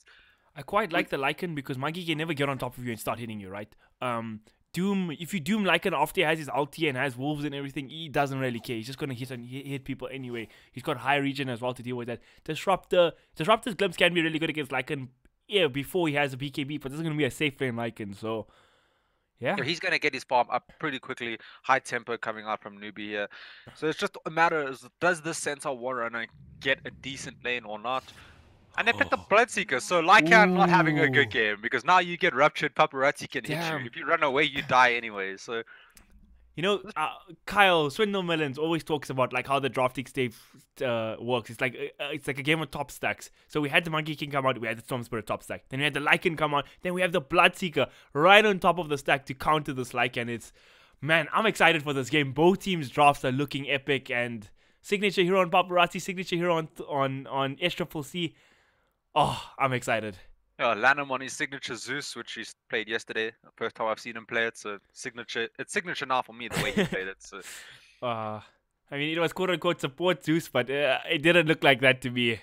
Yeah, it didn't have the farm of a support either. It was definitely pretty huge. And he's got that Arcana rolling, you know, lots of swaggy hats coming out from these teams. Okay, so how many Arcanas we have in this game? We have 2 Arcanas, a very expensive Immortal on the Centaur. We have Disruptor having its best ultra rare set. I mean, the hatch game's on fleek right now. Yeah, this team's showing off what they got. The only person lagging here is Mugi. He doesn't have the fancy Lycan set with the Necro books. His Lycan still looks pretty decent. It is very nice. They changes the icons as well. You know, this is real analysis right now, ladies and gentlemen. Yeah, definitely talking about the game. I don't know. So if you had to pick a team here, who do you think got the upper I hand can't in the pick. draft? Not this game. I'm not picking it. I refuse. There's too much good stuff. 50-50. That's what I'm leaving it at. It's the EE summer. Oh, I'm not you. I'm definitely gonna bite the bullet here. I think Bloodseeker paparazzi on the Monkey King. Like, how can you just not think Vici Gaming is gonna take this game? Ah, I'm not one to underestimate S-Triple-C Storm Spirit, man. Oh yeah, definitely. Like, don't get me wrong. I think the drafts are like 49-51 in favor of Vici Gaming. So Okay. that's why I'm going for them. You know. Okay, I can respect that. I feel like the last pick, Bloodseeker, gives them that 1% advantage. I'll go with you there. Yeah, I just feel like it's a really good solution to Lycan. He runs at you, you rupture him, and then he just wastes his whole ultimate just standing there.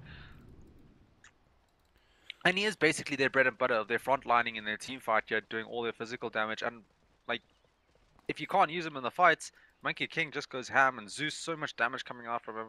But it all definitely just comes down to who comes out ahead in this laning stage. We see KP plus Faith together on bottom. Looks like it's going to be a dual lane into this Monkey King. Ejikiro plus Centaur kind of make you. I think you have to kind of duelate it a bit for KP. Otherwise, he just gets zoned out completely by the monkey. Yeah, and we see Lanham's just doing his thing, running around the map, throwing thunderbolts down, looking for those wards. Currently, he did that in the last game. He just runs around, uses the thunderbolts in the early stages with these mangoes, and just tries to find those early wards, which can give you a good advantage in the early stages. Yeah, very effective start of the game for Lanham, and like you said, we saw it in the last game, and now looks like the game's up, ready and start. Nobody wants to make any fancy moves for the ruin. Actually, KP's down bottom. Monkey King, he's waiting for him. He's gonna start hitting up, building up the jingle stacks. I don't think he's gonna be able to contest this. KP, Newbee gonna secure 3 out of the 4 ruins to start off this match. And Kaka, kinda getting found here. Nuked down by Lanham. Yeah, Kaka's gonna use a little bit of life here, but it's nothing too bad. He did walk into lane with 6 tangos, so he'll be perfectly fine. 6 Yeah, tangos. Zeus, not 2 the mangoes. strongest level 1 support. Like, you kind of want him to get to level 3 or something like that. But yesterday, we did see roaming Zeus's just pitch up to lanes at the right time, get those thunderbolts off, get those secure kills, and just propel themselves in farm. So will he repeat that? We see them going on Kaka top, but Kaka can't zone out 2 heroes by himself here. It's a pretty strong dual lane. Doom plus Zeus covers a lot of bases. Yeah, it's really strong against a Naga because it is a melee support, so you guys can just abuse your range on the Zeus and spam your bolts, and can't really zone out a Doom as a Naga. So this Doom's gonna have a pretty nice lane. But on the flip side, Lycan's not really going to be contested that much. Like, he doesn't care about Infernal Blade spam. He's got so much regen. He'll be okay. The cores will be farming in this lane. Kaka, though, taking a lot of damage. Lanham has the mangoes. Not sure if he wants to pop them or not. He's not going to chase him down for that. It's not really worth it. Doom can do some harass on Mugi, first 2 levels or something like that, but once he gets at level 2 and Feral Impulse gets a 3 bonus HP regen a second with Tango's, like, you're just not going to blow him up. See in the bottom side of the map, Paparazzi built up the jingle stacks already. I'm going to wear off now, but it looks pretty close. Nobody going crazy in this lane so far. Paparazzi has 4 denies so far. Oh, and we see another Ori deny from pulling Paparazzi. out ahead on mid quite decently here. Got 10 last hits to the 3 of SEC, and Bloodseeker, super strong laner. Yeah, especially if he's just left alone. Like in a 1v1 matchup like this, he can just go crazy. He just got so much damage to last it and deny. Infinite sustain almost. And his attack animation is also really great to go with the amount of damage he gets from the Blood Right and the Quelling Blade. Yeah, and you can't underestimate if his teammates do get low on the other side of the map, he just gets faster and faster and faster and just does more and more in the lane. So they got to watch out for that on the side of Newbee. And this bottom lane's actually going pretty decent for the Monkey King, not having the easiest of times, getting zoned out quite a bit by the Shakira plus Centaur. But when you have a Disruptor, he can't really do much for you in this laning stage. But I'm pretty sure this Monkey King, after like 1 or 2 more levels, he's just going to start getting those Jingu stacks up and be playing super aggressive and finding those kills. Oh, SSC gets taken down middle, first blood to Ori. Ori with the first blood. Who was sitting low? Not even sure. I think it was super close. Ori's forced to pop himself now. That's a big kill. Solo kill middle on the Storm. We do know that SSC was sitting low because he died, so that might have been the reason you just got chased down there and killed. And if you're not level 6 on Storm, Bloodseeker will chase you down. So, and the way it's looking, the Bloodseeker almost has more than a level advantage on top of the Storm Spirit. So if he hits his level 6 before SCC gets his, we've seen the story before. Oh yeah, definitely. And right now he's just got that movement speed advantage because his teammates Kaka is quite low, Mugi is not on full life either, and his damage is just ridiculous. He's hitting for over 100 damage right now a shot without blood rage on him, so his early laning stage is going to be great here. We do see Kaka making a rotation to try to help out SEC here, but I don't really think he can do much as a Naga in this stage of the game. Okay, like He's just got so much movement speed and damage right now. Looks like they want to make a move. Kaka's here. He has the Riptide, has the net. He's going to throw it out. Can SC get there to drop the remnants onto Ori? Not even going to land it. Ori's just too fast. He'll be okay. Put on he the runs creep wave away with them. super fast. He's just gonna farm that creep wave, gets a full life again, and just be happy with the way things are going. Because he's gonna get his level 6 pretty soon. And the second he gets level 6, if SCC is ever low without a TP, he's just going to die. Or if he's even on Two-level full life, discrepancy between Ori and SCC right now. yeah. It's just a little hard for Ori to run into SCC because that remnant does a large amount of damage in the early stages. And what is they gonna say? Oh, something important I forgot now. Never mind. Kaka making the move top. SCC is dead, 100% middle. And he's gonna go down again. Another solo kill. Top lane. Looks like they want to make a play on Kaka. He's in trouble. The Infernal Blade comes out. The Naga Siren gonna drop. Faith. Could he hold a similar fate? They're gonna... Okay, they don't have another Infernal Blade. Lanham doesn't have any more mangoes left. But Ori, he's running in. He's got a million movement speed. Faith just gonna get chomped down by the Bloodseeker. It's a double kill for Mugi. He even throws out the Rupture onto the Lycan. Ori, he's ready. He's a bit scared to dive. He's gonna go in, but I don't think he can do this. Yeah, He's the forced to tower back just out. there hitting him. Nobody can really follow up into that little crevice that Mugi is hiding with the Rupture on. But still a good rotation out of him. He ends up getting a quick kill. Now he's just going to run to the shrine. It is up in 15 seconds. He's just going to go middle.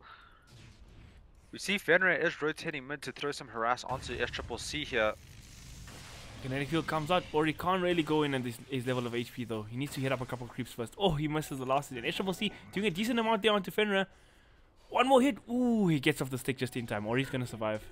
Yeah, Ori made a little bit of a mistake there. Throws the Blood Rage onto SCC to try amp the damage of Disruptor, but he just amped his own damage and he just almost turned around that fight and killed the Disruptor. So a little bit scary there, but they both end up getting away. And now SCC has to jungle. He's just too scared to come into this lane. There's a level 6 Bloodseeker in your lane. You're level 4.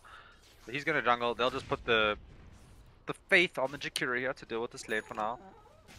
Yeah, Jakiro from the background. He can just spam out these waves. Doesn't let Ori push in too well. And yeah, what a start for Vici Gaming. And Ori's gonna throw out the Rupture onto Faith. He's a level 3 Jakiro. Can't really do anything. The silence even comes out and Ori scores himself yet another kill in this game. 4-0-0. Top of the CS shots. What a start for the Bloodseeker.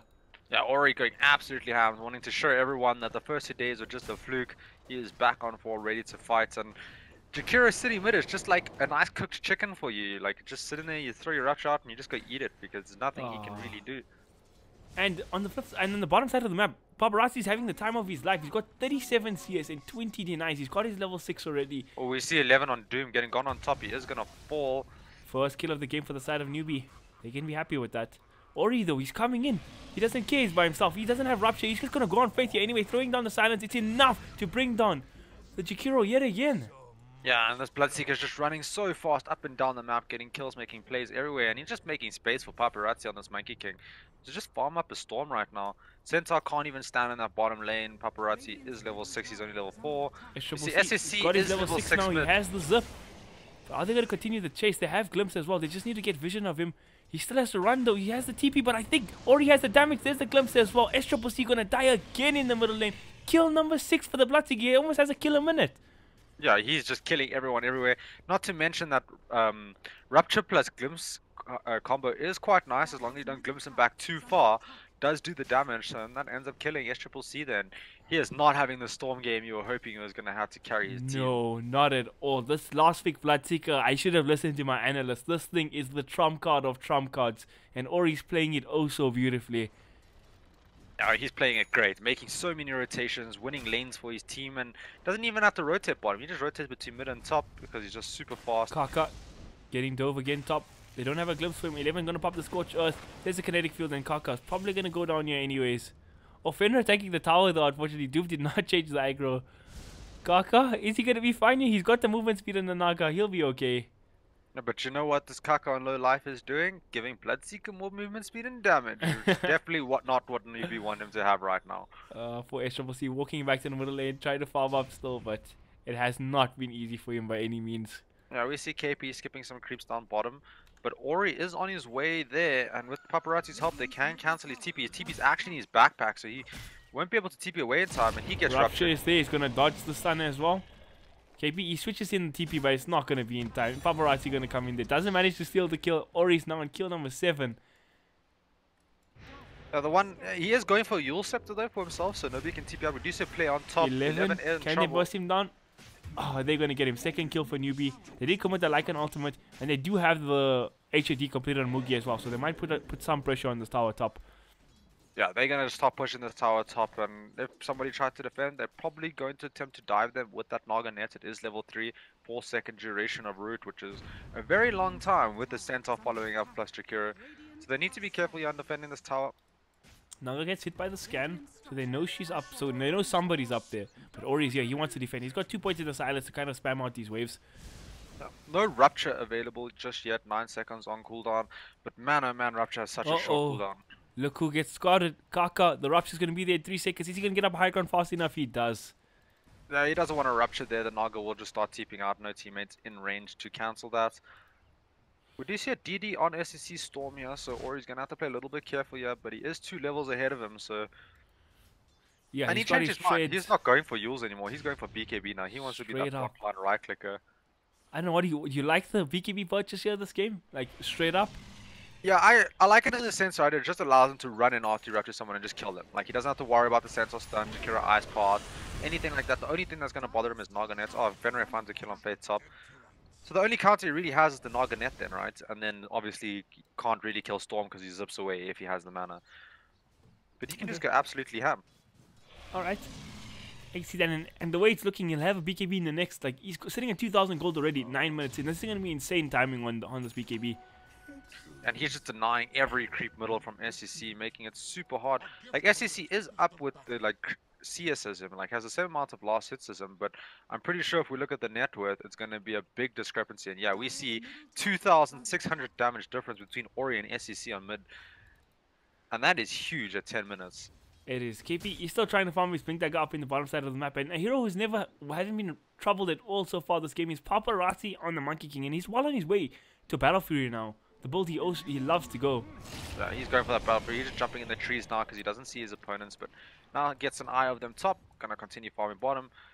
There's a Rupture on Kaka top, but he's level 6, so it doesn't look like Ori wants to dive in there. And there's the Zeus ultimate to scouts, and they actually have that Zeus Bloodseeker combo, which is also quite nice. You know, Zeus clicks R and Bloodseeker goes faster. I didn't actually talk about that in the draft. Yeah, they had this combo yesterday as well, the game we casted, wasn't it? Yeah, I'm pretty sure. One of the teams had it. It probably was Vici. Yeah, pretty solid combo.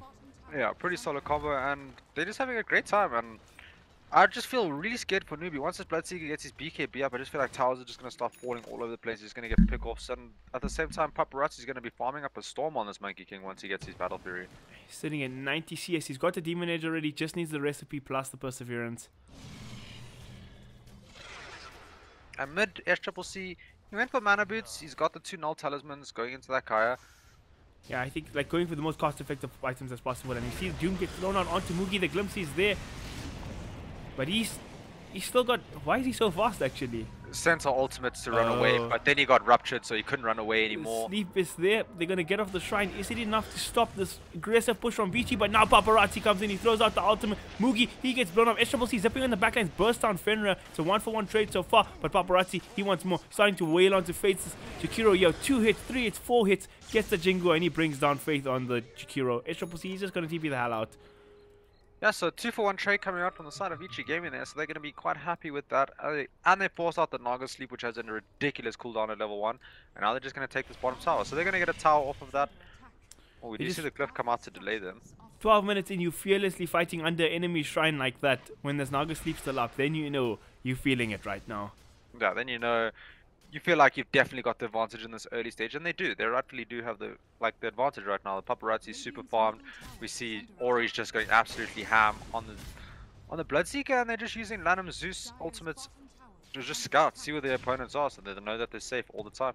Yeah, so it really the side of Newbee can't make any real aggressive moves, and as I say that, the big zip is there bottom. They're trying to go on 11 on his Doom, but he gets off his Hoof Stomp, and he's still going. 5 heroes around him.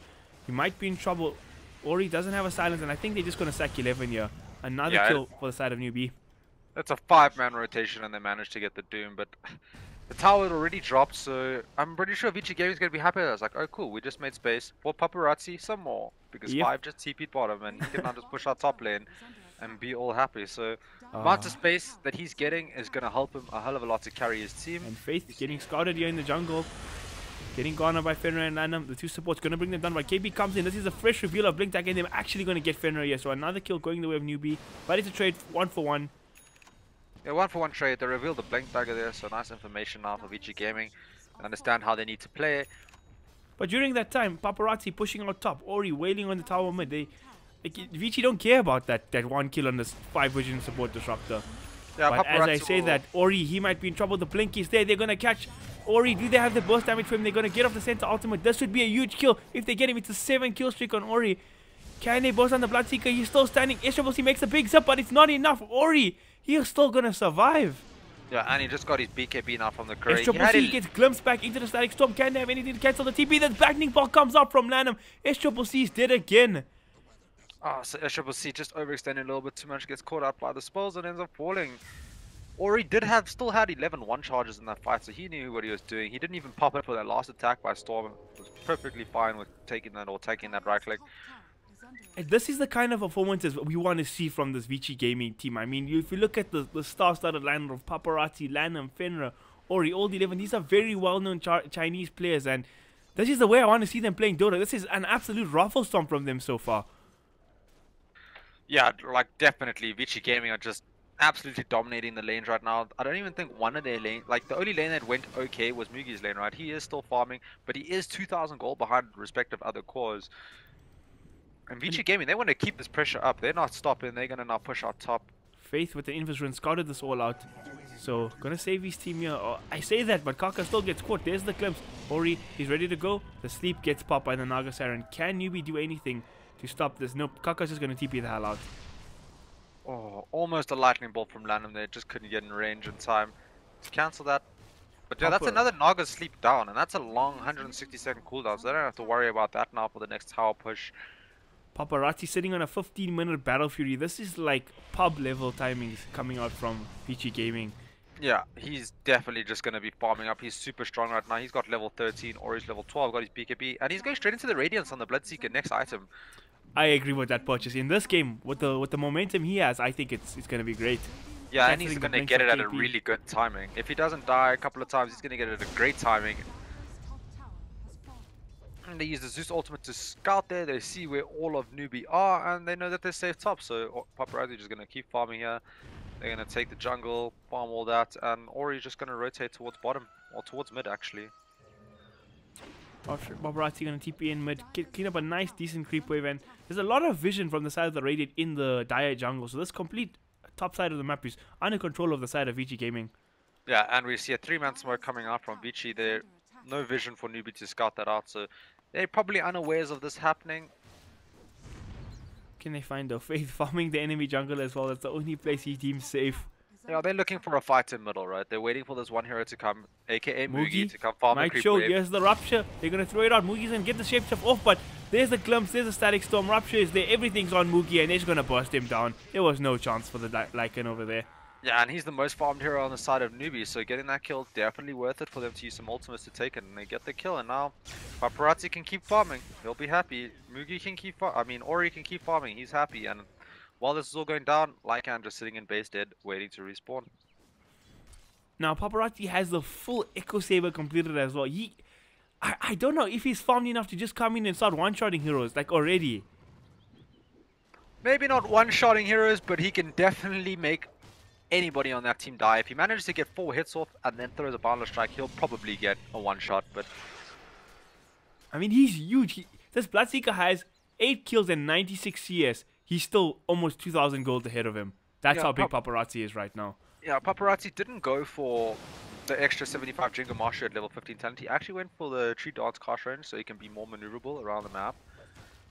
You're like an anti-mage then, Mikey. You just jump from tree to tree, getting to camps to farm, you know? Have you seen the range of how far you can jump to trees when you take that talent? It's actually ridiculous. Crazy. 1,600 range. That's like more than a pudge hook, which is insane to be able to just jump onto trees. So you can get across the map real fast. I just saw how far he jumped there. It's insane, this talent. Yeah. It just allows you to be more maneuverable, find those pick-offs. And he can use his Battle Fury to just bomb out waves so easy. One boundless strike, he kills a full creep wave. Yeah, this Monkey King is just going to propel and propel and propel and farm. The way he's farming, full creep wave in lane, farming the jungle. He is going to become a monster to deal with. We see all the 11 already has his Crimson Guard online, going for that Blink Dagger next. Crimson Guard really nice to deal with all these minions coming up, but he might be in trouble here on 11.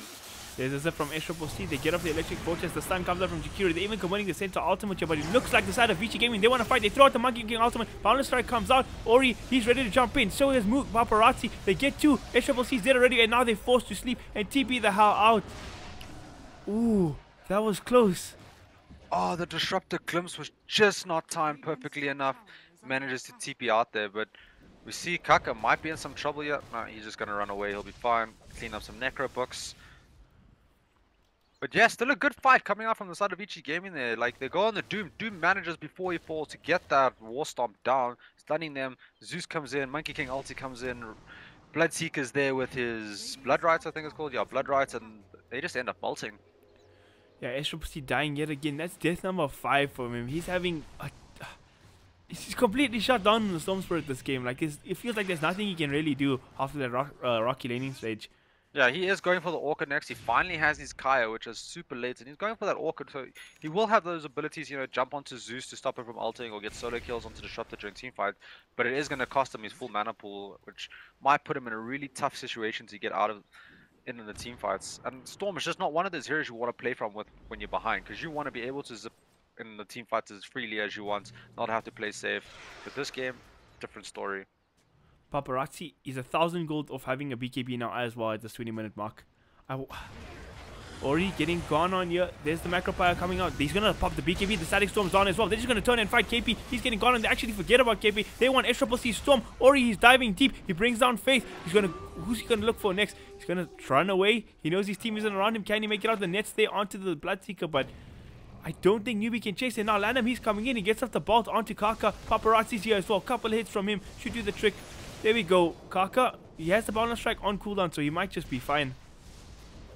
He's got that tree jump. He could have jumped to the tree and actually just thrown down a Boundless Strike to try to get that kill, but he decided against it. Doesn't want to put himself in a tough situation. And now they're just dewarding with the Zeus, and that's the great value of a 4-position Zeus, right? You can just deward across the map, and you don't have to spend that gold. All it costs is a little bit of mana. Clarity potions are there for him, friend. The clarity potions are there for him. Oh, clarity potions, absolute value. He finds another ward actually with the Zeus, so he's going to get another dewarder, just shutting down the vision of the side of Newbee. Yeah, and he's got the 10 XP gain talent. Did they change that wards give XP now, though? I think they did. No, wards still give a little bit of XP. It's not as much as it used to, but they still get XP, so he's getting some value out of it. And he gets a 25% XP talent at level 10. So he's going to get those levels, and that's what you want on Zeus, right? As many levels as possible to just amp up all your spells. Moogie does have his Necros recompleted, so he has some tools to fight in the fight, even if he gets ruptured, at the very least. But yeah, it's not been an easy game for Newbee, and not for Moogie either. Does he have a BKB? Oh no, he doesn't have a BKB. No, he's got his Necro 3s. My bad, I thought I heard you say BKB. Top lane Paparazzi going to find himself a nice big creep wave here, going to kill the Necro units as well. And I wonder if Paparazzi is having a record.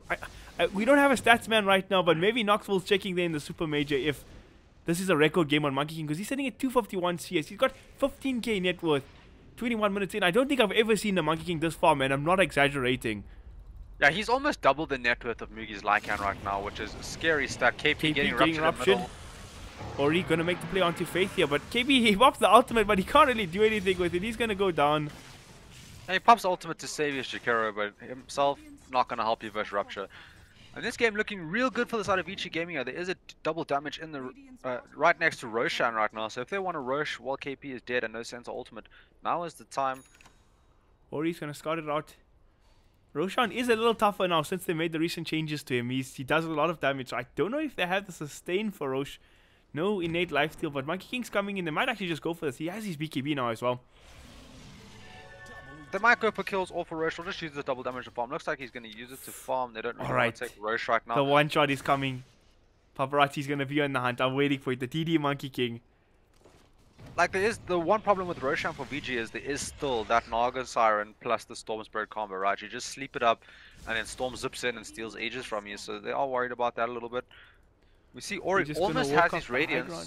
super close, but they're looking for a fight right now. Mookie. And they Oh, find Newbie, Mookie. they smoke, but they smoke into the side of Vici Gaming. The right is there. Ori, he might just go down here at the start of the fight. They get the Bloodseek. That's a huge kill for Moogie. The sleep is there. He got isolated with the sleep, and now the stun comes out from Jukiro, catching 3 heroes. SCC in the back lines. He steps up to land him, but is it enough? Paparazzi, so much damage out of this Monkey King, incinerating heroes. He's gonna find face here in the back line. He's gonna go down. It's a double for Paparazzi. Oh. Double kill for Paparazzi, but they do manage to take down Ori, so some value coming out of the fight there for Newbee, but overall it is a net win for the side of Vici Gaming, and they just gonna start taking more towers, start taking more map control, and just start being a lot more aggressive and making this game much harder for Newbee as time goes on. Yeah, unfortunately the fight recap didn't show the Bloodseeker death there, so it wasn't calculated in, but I think like there was 766 gold in the pocket of Moogie there just from that 1 kill alone, so it is I think in net worth wise is a fine fight for Newbee getting that Bloodseeker kill. Yeah, it could be. I'm not too sure, but you know the target you really want is Paparazzi, right? Yeah. He's sitting at 17k net worth, 6k net worth, almost 8k net worth above his next opponent. Well, 7k net worth. Sorry, my math is bad today. Early morning for me. 7k net worth above like his next teammate, who's second, and then you only see Moogie on the Lycan, so super far behind on the side of This Newbee I'm right like now. almost 90% sure this is going to be a record game on Monkey King, probably the most farmed ever in a pro game. At a specific time limit, right? Because I'm pretty sure there's some 6-star Monkey Kings that Yeah, come out yeah, in like 40 minutes. Like or something. GPM wise at a specific time limit, for sure. Yeah, maybe in a pro game record, but in pubs definitely not, because I've seen worse.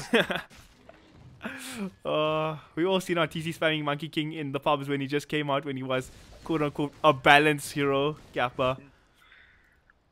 Now, In 11, he's SSC got the Arcane Ruin for 1 more second, but it's gonna wear off, so no fancy Doom targets for him. Now we see SSC on his way to his Orchid, just needs the recipe now. That will help him a lot in these team fights. Vathon and Jakira is in quite a sticky situation. He's gonna fall here. Fenrir gonna pick up another kill. Even the Disruptor on the killing spree right now. Yeah, everybody just seems to be on a killing spree on the side of Vici Gaming right now. 12k net worth lead, 25 minutes is no joke. 315 lost, it's 25 minutes for Paparazzi. Oh man, you're just fanboying all I over am him right now. fanboying so hard right now. I'm worse than a Liquid fan at TI7. And now we see Bloodseeker Ori does have his Radiance, so he's got that up. We see Old 11 top just farming it up. He is quite close to Kaka, but nobody's going to try to kill anyone there. Well, SCC is going to have his Orchid. Like you said, just 200 gold, you'll have that. And that's actually a tool to pick off any of these heroes, though. Both Paparazzi and Ori have BKB, so it's going to be hard to bring down the course. But the rest of the heroes, it's all fair game for SCC. Yeah, he'll have his Orchid. He's still going to have some mana issues with that Orchid. And yeah, full Scotty coming out from Monkey King there. Like, he's literally 1 item away at the 26-minute mark to be completely 6-slotted. Oh my god, I can't believe it. I've never seen anything. This is like the Mushi anti-mage game the other day when he was like super farmed. Like 26 minutes in, he was almost 6-slotted and he winning the early game with the anti-mage. Smoke from Newbee, but they get scouted out by the Zeus. He actually thunderbolts them while they smoked from range. And knows they're there, so he's backing off. We also see this Lycan, he is using his wolves to scout, knows where the opponents are, where they're moving. So really nice play coming out from Mugi there. He's not going for the BKB actually, he's going straight for the AC. I actually think that's the correct decision because the spell that's really hurting him right now is the Rupture, right? And BKB does nothing for you then. You might as well just buy the items that let you stand and fight through it, right? Yeah, my only issue is when you want to stand and fight, you can't be stunned or controlled, and Monkey King's there to stun you, you can get doomed as well. It's a 1 second stun, man. Oh, Monkey King's stun is 1.6 seconds, it's not too bad. You've also got the War Stomp on Centaur, on Doom, The Doom. which is 2 seconds, you know. They've got those disables, those ways to control him, and BKB kind of stops those things, but yeah, like you say, doesn't help burst Rupture, so he's going to just get that AC try fight with that. Maybe even try to do some split pushing with it, gives him some tower push. 350 CS for Paparazzi now. Oh my god. Just watching this man farm. This is not a cast anymore, it's a player perspective of Paparazzi. I feel Just like when kidding. you're this farmed on Monkey King and so far ahead, you get your level 25, you get that extra 1 Wukong's command ring, and you just summon your ulti and go high ground, right? There's no way any of them run into your ultimate at this point, and Yeah. you just take a full racks in that time. I definitely agree with you there. Like, you can even, like, at that point, if they have an opportunity to get the Roshan, although I still think at Roshan they can lose the game against Newbee's lineup. You don't even need the Roshan. Just like you say, you drop that ring down, and who can walk into that Wukong's command? Not at this stage of the game, no one, because you are just so far ahead of the next person that it's just disgusting. And only 3 levels away from his level 25, so he's well on his way to getting that, and that's going to be super scary. Bloodseeker also getting 2 levels or 3 levels away from his level 20 for that more rupture damage, which can be a real nuisance in this game. Faith managing to get an angle on the macro fire from the Roshan. So, but it's not still going to go down anyway. Anything. In fact, I feel like that macro pipe might have helped him kill Roshan a little faster. You know, you I gotta was try thinking to do maybe whatever his you team can. gets a last hit on Roshan there, but not lucky enough, unfortunately.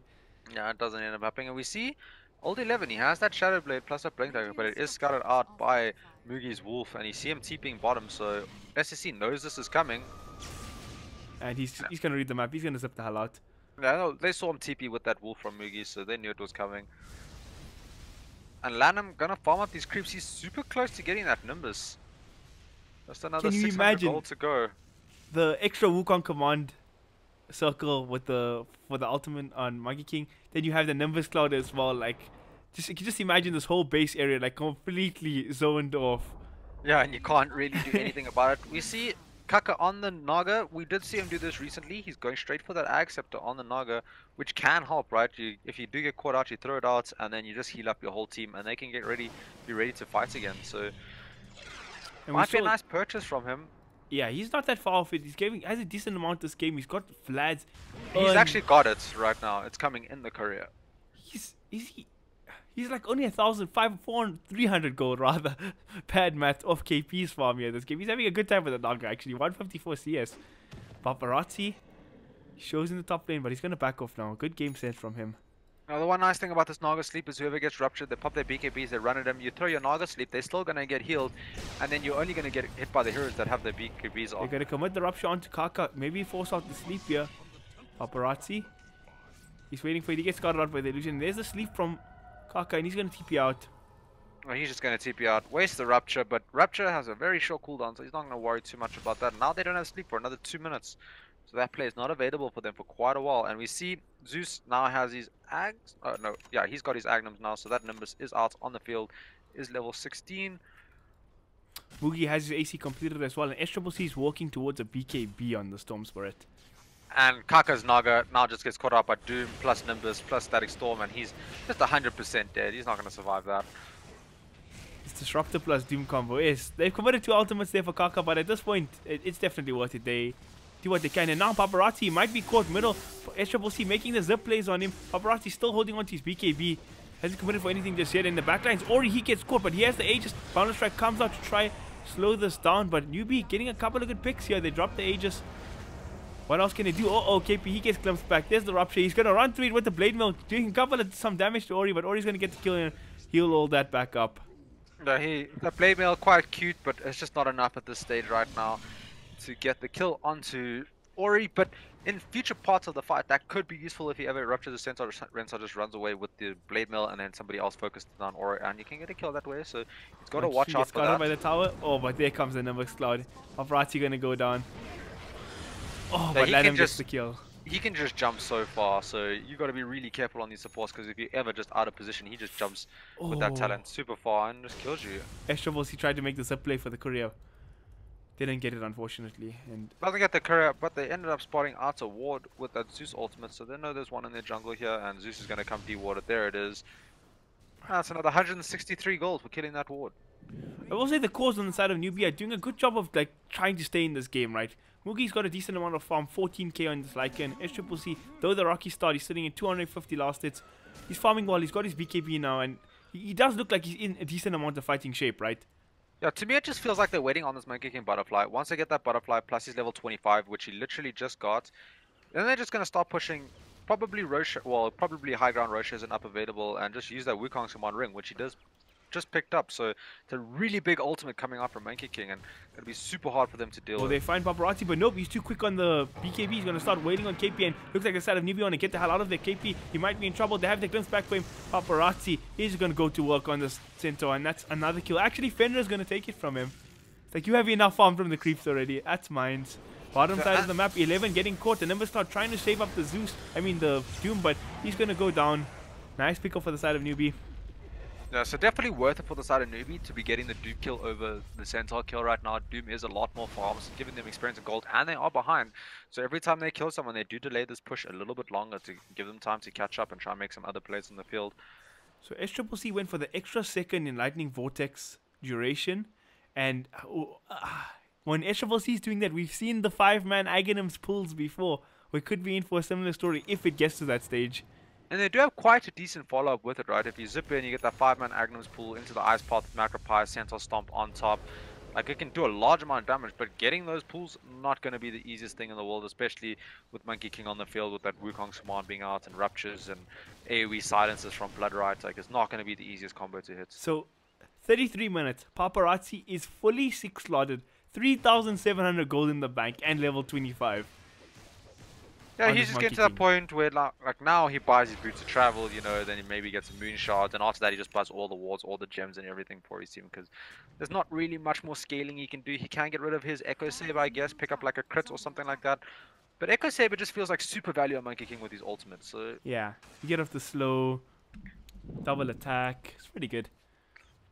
That's really nice, and I feel like the side of Vici Gaming right now are just waiting for that Roshan. We'll know when it spawns in the next 2 minutes. And then they're just going to try and finish the game. But like, don't you think Roshan is still a dangerous area for them, fighting into the Kaka Naga Siren, the Storm Spirit, the Jakiro? Like, there's a lot for Newbee to fight. Wukong's command, it's not that big of an issue anymore. Like, the Wukong's command is so big it'll encompass the whole area around Roshan. And if you come into fights into the Monkey King ultimate, you're going to lose heroes, especially your supports. They're going to die in like 1 or 2 seconds in that ultimate. So, not the easiest thing in the world. But it is possible for them to steal it. You know, Naga sleep with the Storm zipping in, last hitting the Roshan or something and picking up the edges. We see Mugi bottom using ultimate to run away. Oh man, Paparazzi gonna finish up that full creep wave. Almost got 500 last hits now. Yeah, he just absolutely going ham, and he just one-shot those Necro books with his Bounder Strikes, so that's quite concerning. Like, if you're like so many Necros... Kaka with the blink dodge reaction time, but he still might be in trouble. The Rupture gets thrown on him, the Silence gonna miss, he's gonna pop the sleep, and there's a lot of ultimates committed from the side of Vici, and they're actually gonna get the Disruptor.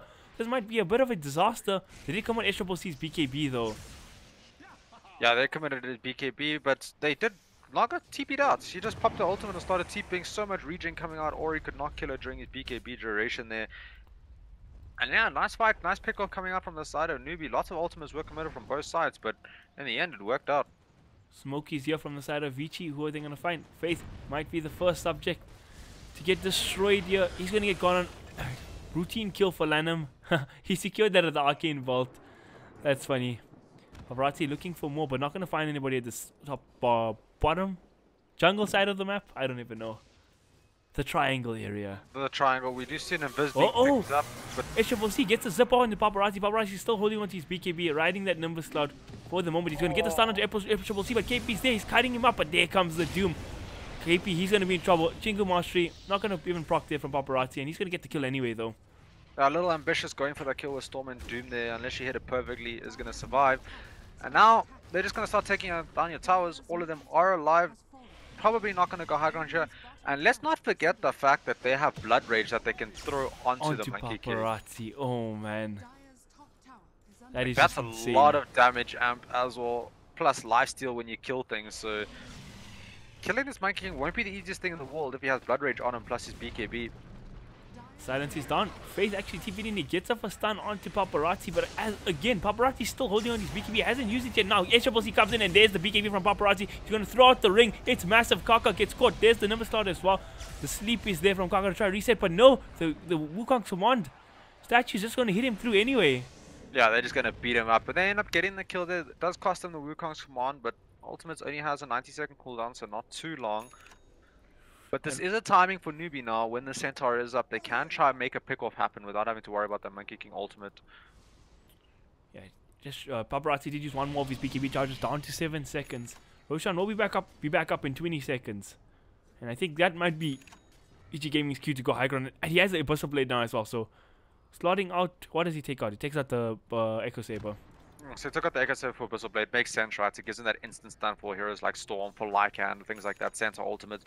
So really good pickup there from him. Also, I'm not sure your Wukong's command, does it still have the chance to bash? No, he doesn't bash anymore, unfortunately. Yeah, oh, no, not unfortunately. That's a great change. That was broken. Yeah, fortunately is the word you want to be using there, Yes. not Yes. unfortunately.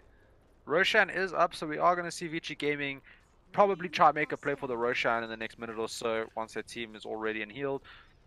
And Mugi after that, picked they up go the high ground. Scythe of Vice, so they got that instant disable for Monkey King through, like, before he can get his BKB off even, if they get the chance to use it. And same with Ori, right? If they manage to get that side device off, they can blow up that target. No real save coming out from the side of Vici Gaming here, so this might be the time for Newbee. They are in the enemy jungle. 11, he's Shadow Bladed up, he could scout this KP. They are Like, Necro it's 3 his- books up, so they will see him. Oh, Kaka, he might just get found. There's the Photo Blade, no Doom available just yet, but it's gonna come off cooldown now. They don't even need to use it on the Dark Siren. And that's a huge pick off for the side of Vici Gaming. Yeah, and talking about 11, he's kept this War Stomp the whole game, and it's actually come out so worth it in this game. He's got multiple times hero stunts in these fights and getting kills for his team, and now Roshan, no Naga on the field. You're not scared. You're going to take Roshan. Look at the amount of damage coming up from Paparazzi and Ori. The big man is just getting incinerated here. Yeah, they just throw that blood rage on him and then just beat him down. And with such a farmed Paparazzi right now, like, you have nothing to worry about. He's even going for the moonshots next. They gave everything to Ori. Oh, Paparazzi has no fear. oof. Don't think they've seen the scythe of... Oh, they must have seen the scythe device by now. He is farming in lane, so pretty sure Ori knows what's up. And so Mugi's does got a Paparazzi. Ori's got a Scythe Device as well, so he has an instant disable for the Storm when he zips in as well. Yeah, so scythe device coming out, and we've seen the popularity of scythe device recently just start coming out in a lot of teams. And although Vici Gaming are like super okay, before we get to that Faith getting gone on, let's throw everything on him. This is a dead Jakiro. He's gonna fall, and we see Paparazzi making a play on KP bottom, but KP just runs away with his ultimates. This game for all these heroes has just actually just been a massive farm fest. Like Paparazzi, yes, is huge, but like Mugi's been farming the whole game, Ori's been farming the whole game, SCC's been farming the whole game. We haven't had that much actually going on. Yeah, there's only 44 kills in 40 minutes, so it's not the most active game we've seen. Like, not like that Optic game we just casted where it was over at like 20 minutes or something, but this game, both teams, this is China Dota, right? A lot more calm, collected, and calculated. KP getting gone on, Wrestle Blade thrown out, Paparazzi gets himself another kill. Yeah, so he finds himself a kill, and I'm pretty sure with this Aegis, they are going to want to make a play to the high ground soon. So Newbee, they need to try and stall this as much as possible, zipping in onto Disruptor mid Fenrir SEC. He finds himself a nice kill. That's a big one.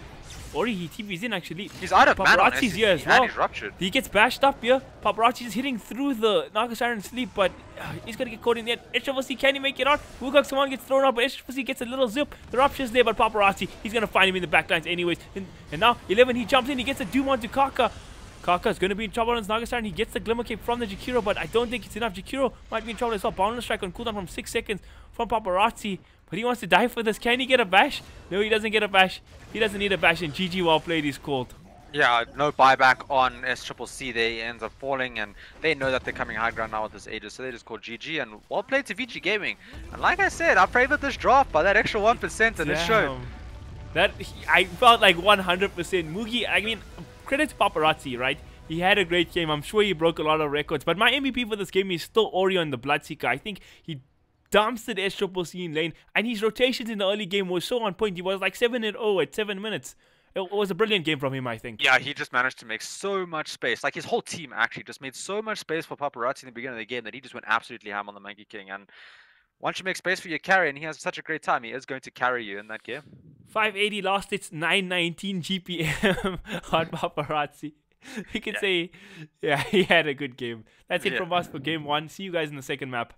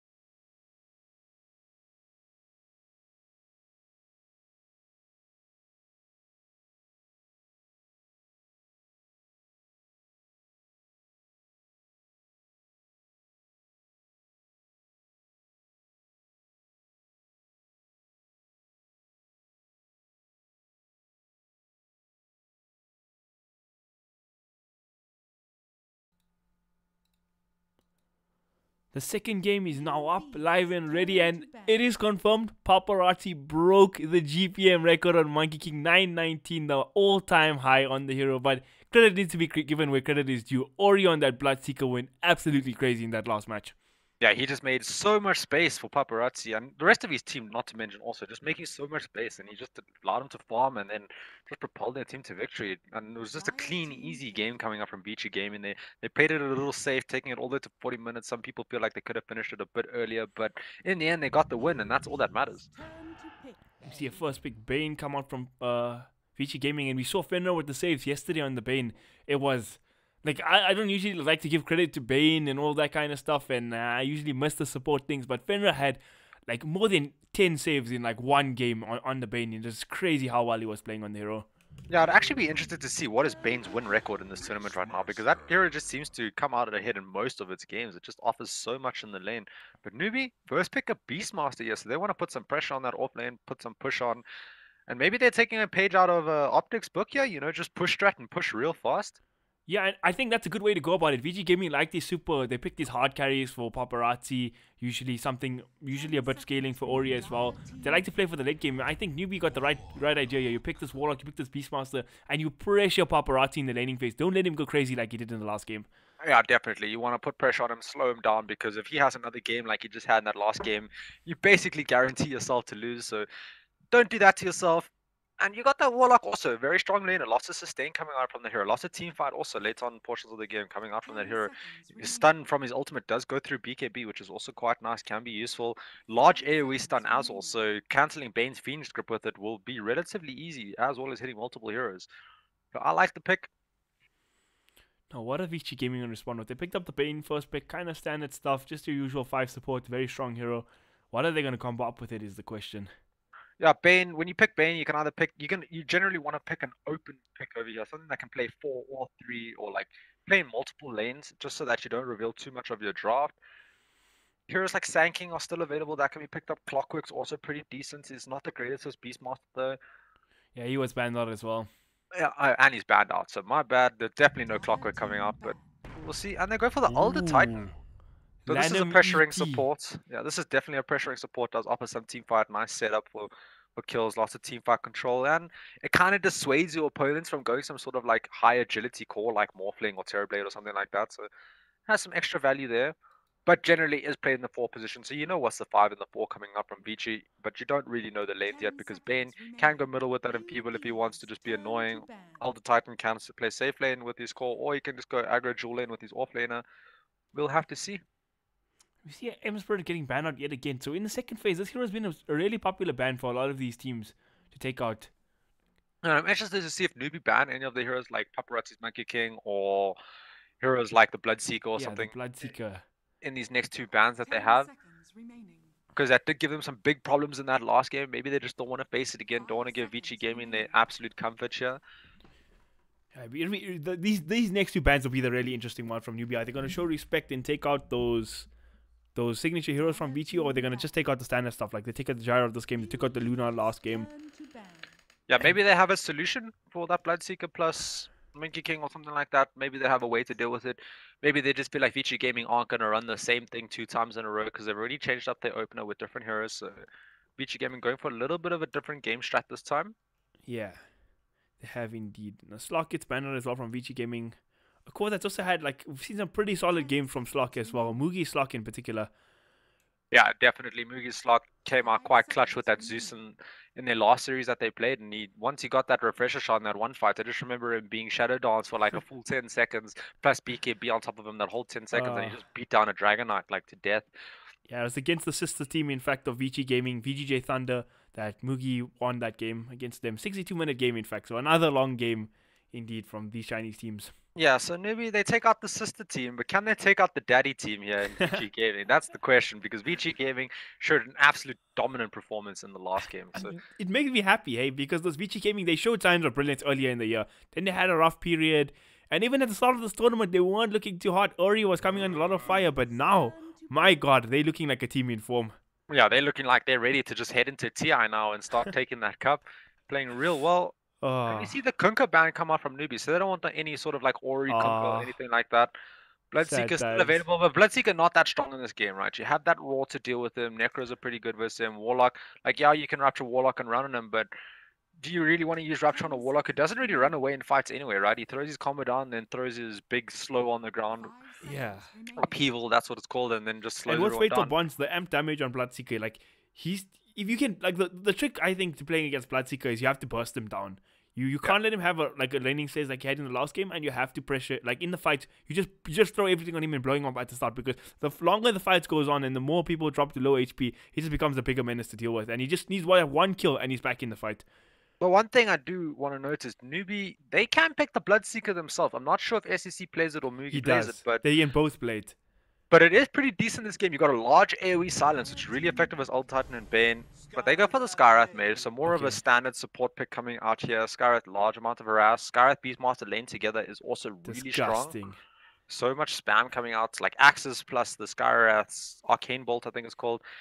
And we've been seeing a lot of differences in Skyrath, right? You in your pubs is generally just Arcane Bolt maxed out, but in these pro games, you see one level Arcane Bolt, one level Ancient Shield, max out that concussive shot, and that damage actually comes out in handy. We've seen lots of kills coming out from that concussive shot. So Yeah, and he comes up with that build you were speaking about the other day, where you go the double null into straight into what's that thing called, the Rod of Atos, and you don't even get the boots, and because you just have the range from the concussive shot.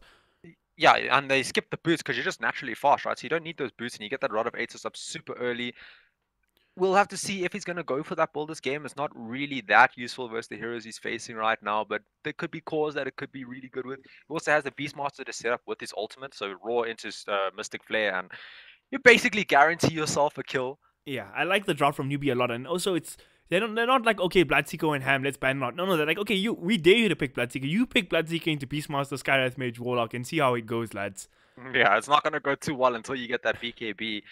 You could go for something like the Blade Mail, but you don't want to be dying using your Blade Mail to kill a Skyrath as a core. So I think the important thing what Newbee have done here is that they've got 3 heroes that kind of secure them 3 lanes. They know that Beastmaster Skyrath is going to be a strong lane. They know Warlock will be able to keep his carry safe, and I like the drop from Newbee a lot so far. But again, Vici Gaming have strength to their drop. They got this Bane set up for the Elder Titan. It's huge team fight just from the ET alone. Yeah, the one worry I do have is Elder Titan, if he does get those creep stacks in the jungle and throws his spirit to them, he can run down a Warlock. He will hit Warlock through that hill, no problem. That briefcase hitting super hard if he has the right lane. So, got to worry about things like that. Maybe they pick up a carry that can help the Warlock in situations like that. Or maybe not. We'll have to see. And they pick up the PL. And this is a nice great pick. You can take off the fatal bonds on yourself easy with your doppelganger. It's super hard to find the real one to raw. They all got like solo damage basically besides Warlock. You're like single target damage, and PL, you need that AoE damage to deal with them. So Newbee, they're going to need to find a solution. And I still feel like the Bloodseeker actually on Newbee, you rupture the right PL and you know which one's the real one all the time. And you can just throw down your Blood Rights on the floor and he has to use his doppelganger to dodge that. There There's we the go. Bloodseeker. Oh, Mike They pick up the Ostacle. Bloodseeker themselves. Yeah, I just looked at this draft and I was like, look, Bloodseeker is actually pretty good for the side of Newbee here. So they go for it. And I like that pickup. Super strong laner. Really good versus PL, good versus Old Titan. Bane can be a nuisance for you, but you do have an AoE silence to kind of deal with him. Yeah, and then and it kind of cancels out this PL mid. You don't want to send PL mid against Bloodseeker, and because the Skyrath will probably go there with him and just nuke out the Final Monster. It's They a nice picked the Bloodseeker pick. Underlord. And you know, Bloodseeker was the hero that took Newbee to the TI7 finals. They used to first pick this hero for Mugi. That's how much they liked the hero.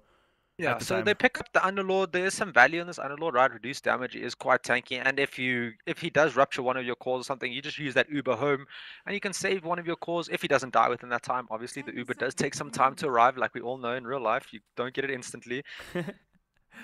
That 5 minutes on your on estimated time is never 5 minutes, man. Yeah, that is true. But yeah, I'm liking the draw from Newbee here. They got large amounts of damage coming out, large amounts of a bit of team fight, not the most amount of team fight, but their damage coming out is crazy. Their control pretty decent. They got some control through BKB. Rupture also is like a pseudo control. You can't really run away. You have to just stand and fight. And then Rupture plus Skyrath ultimate on top. Now you have a choice. Do you take the Mystic Flare or do you take the Rupture damage? Not the easiest choice there.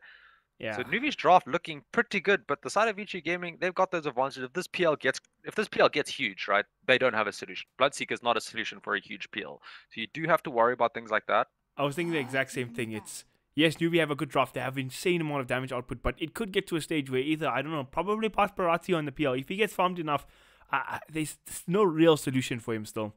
Yeah, and we know this man can farm, right? He just broke records in the last game. So if you leave him alone for too long, he's going to be pumping out those items, and then the damage is just going to come through, and you're going to really struggle. So, but on the bright side, Newbee this game, they do have the Beastmaster Skyrath lane. That's going to put a lot of pressure onto Paparazzi if he's playing that PL on the lane. I don't know. It depends on how they set up the lane, Mouse. Like, You could put the PL mid versus Bloodseeker. I'm not sure who actually wins that matchup, right? PL's got a bonus damage from his run. Or what is that even called? Phantom Rush. Phantom Rush. If he goes for that max build, and he can just right click the Bloodseeker down.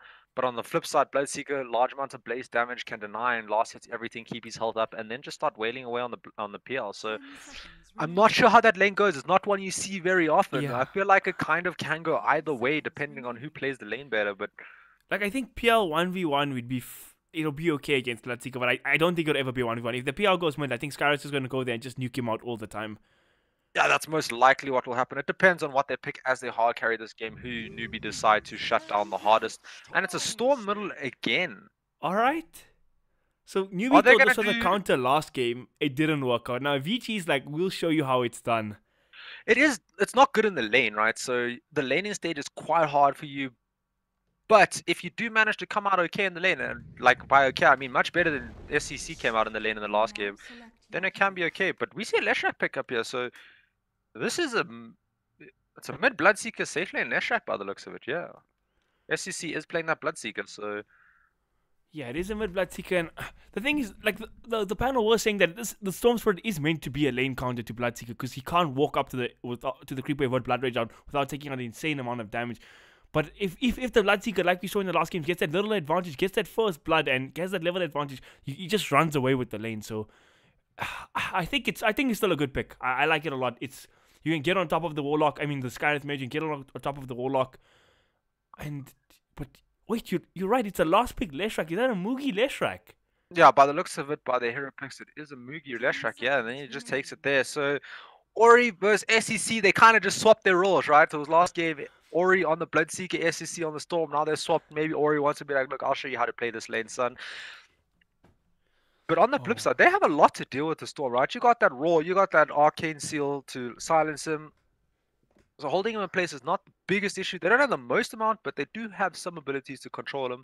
Even the Yule's combo with Leshrac, can you stun before he zips? I think you can. Yeah, definitely. Zip has like almost half a second cast animation. So if you cast it at the right time, you can get the stun before the zip quite nicely. So the lockdown is there. There's just like the last game, there was strengths to the Storm, there was weaknesses to the Storm, but let's see if Ori can put up a better performance than the Storm Spirit King himself, SCCC. Yeah, we'll have to see how this laning stage goes. Otherwise, if it's just a stomp to the Bloodseeker, then we can definitively say that Bloodseeker is the winner, and my game just crashed. Michael Castle just crashed. He'll be back soon. Second game up, live and ready. Who do I like in draft so far? Yeah, here's your favorite drop, Joe. You have to pick one this time. This time I'm gonna pick. I think I'm gonna go with Vici this game. I doubted them in the last game, but this game they got Paparazzi and the Phantom Lancer. I think they'll be able to enable if they enable the Storm Spirit in the mid lane against the Bloodseeker. I think they should have a much better draft. I think Storm Spirit can go absolutely ham this game. Yeah, I tend to agree with you here. I think Vici Gaming's draft does seem to scale a bit better than the side of Newbee, but it's just the laning stage. That's what I'm worried about. It's just how does this mid Storm do? Storm is your tempo controller, that one that has to carry you through that mid game for your PL to get big. So we will see how it goes. Both teams kind of just playing a bit safe now in the beginning. Nobody really overextending. Besides Fenrir, he's running to go place a ward. It looks like Phantom Lancer and Bane won a lane bottom against Leshrac and Warlock. How do you think that kind of lane? I think PL should be okay in that lane, right? Yeah, PL. He even got the stick ready, so I think he knows he's going to play against... Oh, I mean, both the lanes of sticks is good, actually. Yeah, he's... Which lane is he dodging? Beastmaster Skyrath. So yeah, he's dodging the more harass-centric lane. So probably get a bit more farm out of this lane, and then just going to leave Old 11 there. And they managed to zone them out from the bouncer in, so they get themselves 2-2 bouncer in trade right now. They'll be happy with that. And now it all just comes down to can Lanham turn the tides of the lanes that he's in on this older Titan. He looks like he's making his way top, gonna go help out his friend there, 11, in the lane. Yeah, probably correct decision. If you just leave these two heroes, the Skyrath Beastmaster, even the Underlord can't deal with that nonsense. He will definitely get levels on the Underlord though, like because they're going to be constantly pushing the lane out. But other than that, yeah, the spam is just insane that comes out from that lane. We see the axes already. Like the creep wave didn't even touch it, and he throws axes. So 11 knows what's coming up in this lane. He's got 6 tangos on him plus a healing soul. He So should be I'm fine. leaving it to you to watch the side lanes. If there's action, you let me know, because I actually want to watch the mechanics of this mid lane. The Triple C versus Ori, this Bloodseeker versus Storm matchup, because it looks like quite an intricate lane. Yeah, I think it definitely comes down to who plays the lane better, but we already see Ori playing quite aggressive with those static remnants, throwing it on top of SEC's Bloodseeker. Big creep wave going under the tower though, so Bloodseeker should catch up from that. Let's see how Ori messes with him here. He's nice. He's gonna try for it. Oh, the glyph is there from Dire just to mess with the CS. That's Yeah. really funny. This is like the VS, I mean not VS, who was it, VP, they do this a lot, man, right? They look make those, Look at Ori. He's actually bullying Triple C right now. Under the tier 1 and tier 2. No TP reactions to this, and this is how you play the Storm versus Bloodseeker lane. yeah, you just don't let him get anything, you just sit in his space constantly.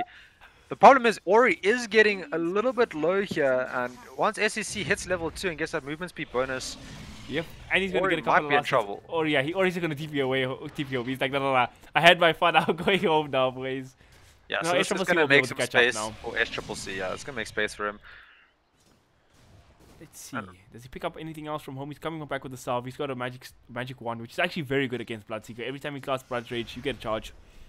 Yeah, we see Paparazzi is struggling a little bit in this lane here, like just so much spam coming out from Mugi and Faith. Even Fenrir getting hit by some of the spam, and You know, this when a lane- Bane is getting spammed out, then you know. yeah, it's just so much spam coming out. Old 11, he's level 2 under his tower now, just farming. And the lane seems to be going Newbee's way quite heavily here, besides that mid lane, right? That mid lane still kind of, But it's even actually mid lane now, favoring it's SEC. now yeah. in Triple C's favor. The fact that Ori had to TP home, he's caught back all the XP, and last hit he's gonna pass Ori. But it's still going okay for the Storm. Like Storm is not very far behind anything Yeah, like that. he's not having a lane like SCCC had in the last game, so hopefully this game we'll see SCCC have a much better game and make this game a lot closer than the last game, and maybe we get like a nice 80-minute China Dota game going on here. You know, but like I like the way Vici set up this lane for the Underlord top, because Underlord, when he plays in the safe lane, has a much better time because the tower is so close to him. He's never really under threat of dying, and after he gets a couple of levels, you know how strong he is in the laning phase. Yeah, definitely, but I just feel like these newbie lanes are just going really good for them right now. They're going to be happy with the state of this game. I feel like Vici Gaming, yeah, everybody's kind of even right now, but newbie just want a good laning stage, because once they get their good laning stage, that Bloodseeker can just start running and going ham, because they are on a time on the side of newbie here. Like, you don't have a carry that can deal with PL in the ultra late game. That is very true. Ori getting a lot of harass damage here by Kaka. Lanham is here though. He's going to try put some DPS, but Sky's mage is just too fast.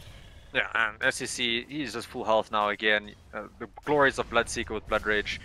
He can just heal up super easy, so he's having a great time. Bottom lane, Faith and Fenrir just trading right hits. You know, Warlock versus Bane, not the most interesting thing in the world. Paparazzi's trying to complete off his Ring of Aquila. Like, yeah, it's not really an easy lane for the PR. Like, he's getting a little bit of farm, but like Mugi is running away with this lane. Sitting 21 CS, 5 denies, having a great time on the left rack. Yeah, he's just spamming constantly at Paparazzi, and he just can't sustain himself in this lane. It's just way too much coming out. But like, your other option is to then go top, and you face the Yaxes plus the Skywrath Mage, so it's not the easiest time either. And now, because the Skywrath Mage doesn't actually have to be top to help this Beastmaster, he's just sitting mid and making Ori's life a little bit of misery here. Definitely enabling his Bloodseeker as best as he can. Yeah, and with all these low life heroes on the field, Fenrir is sitting on low life, constantly Paparazzi constantly harassed. 11's on like lower than half HP. SEC middle's getting that bonus damage. He's running away with it now. 12 denies. Yeah, and Ori on the Storm can't really do much. He is a level behind now. And we just saw what happened in this matchup when he fell behind in levels. He just couldn't stand in that lane anymore. So Yep. this Level might be a 6. bit concerning. Level 6 timing is also very important. SCCC is gonna nearing there like much faster. It is almost a full level ahead. So if he can get that before the Storm gets his 6, that it can be a solo kill mid with the Rupture. Yeah, and at the rate he's going, he's definitely going to get it. He's got the base damage. He's getting all the denies right in front of Ori's face. Nothing he can really do about it. And SEC just runs at him. Every time he runs in to try get a last hit on a creep, SEC runs at you and tries to get a bunch of right clicks on you. Random TP'd back home, so he's going to regen up a bit, so not giving SCCC that movement speed advantage anymore, because there's not that many low alt heroes. But the silence comes out, Ori walks up into the high ground, Gonna drop down 2 Revenants, so keep himself safe. Yeah, he'll be fine. It's just the worry comes out when Bloodseeker gets level 6, or he does not have a TP on him right now. He probably should ferry one out. We see Kaka's Sky back here mid. There's the slow, there's the nuke, Ori just getting nuked out of this lane. He has 12 stick charges on the right side, and he's keeping a skill point in case Bloodseeker tries to go on him, so he has the electric vortex for a save. Yeah, he's definitely keeping that skill, like that electric vortex ready if he needs it. It is only a 1-second stun though at level 1, so not gonna help you out way too much in this lane.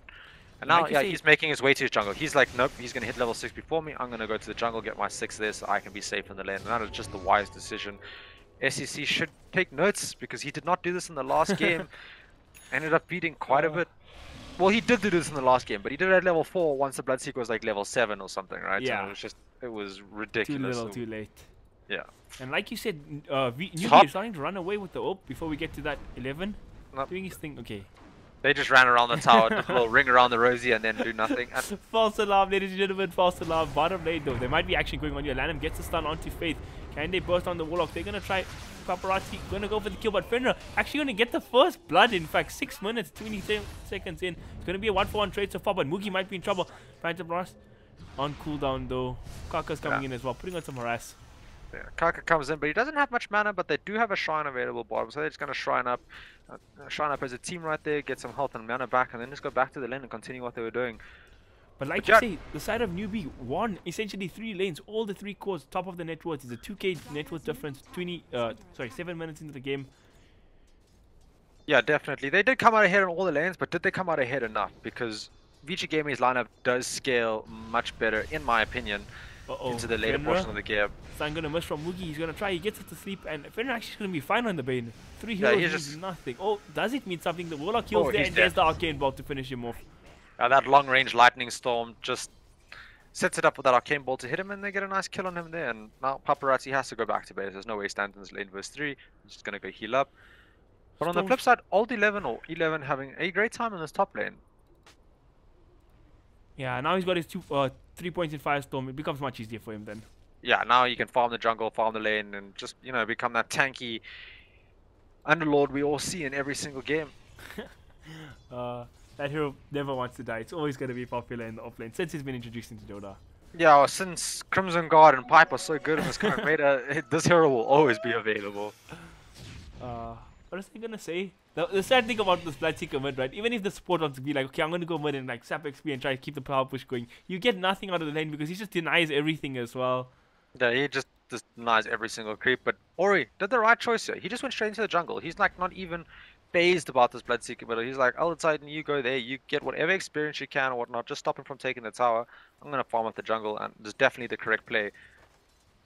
Paparazzi and Fenrir, they've moved top now to try to deal with this, try to get Paparazzi some farm here. Oh shit.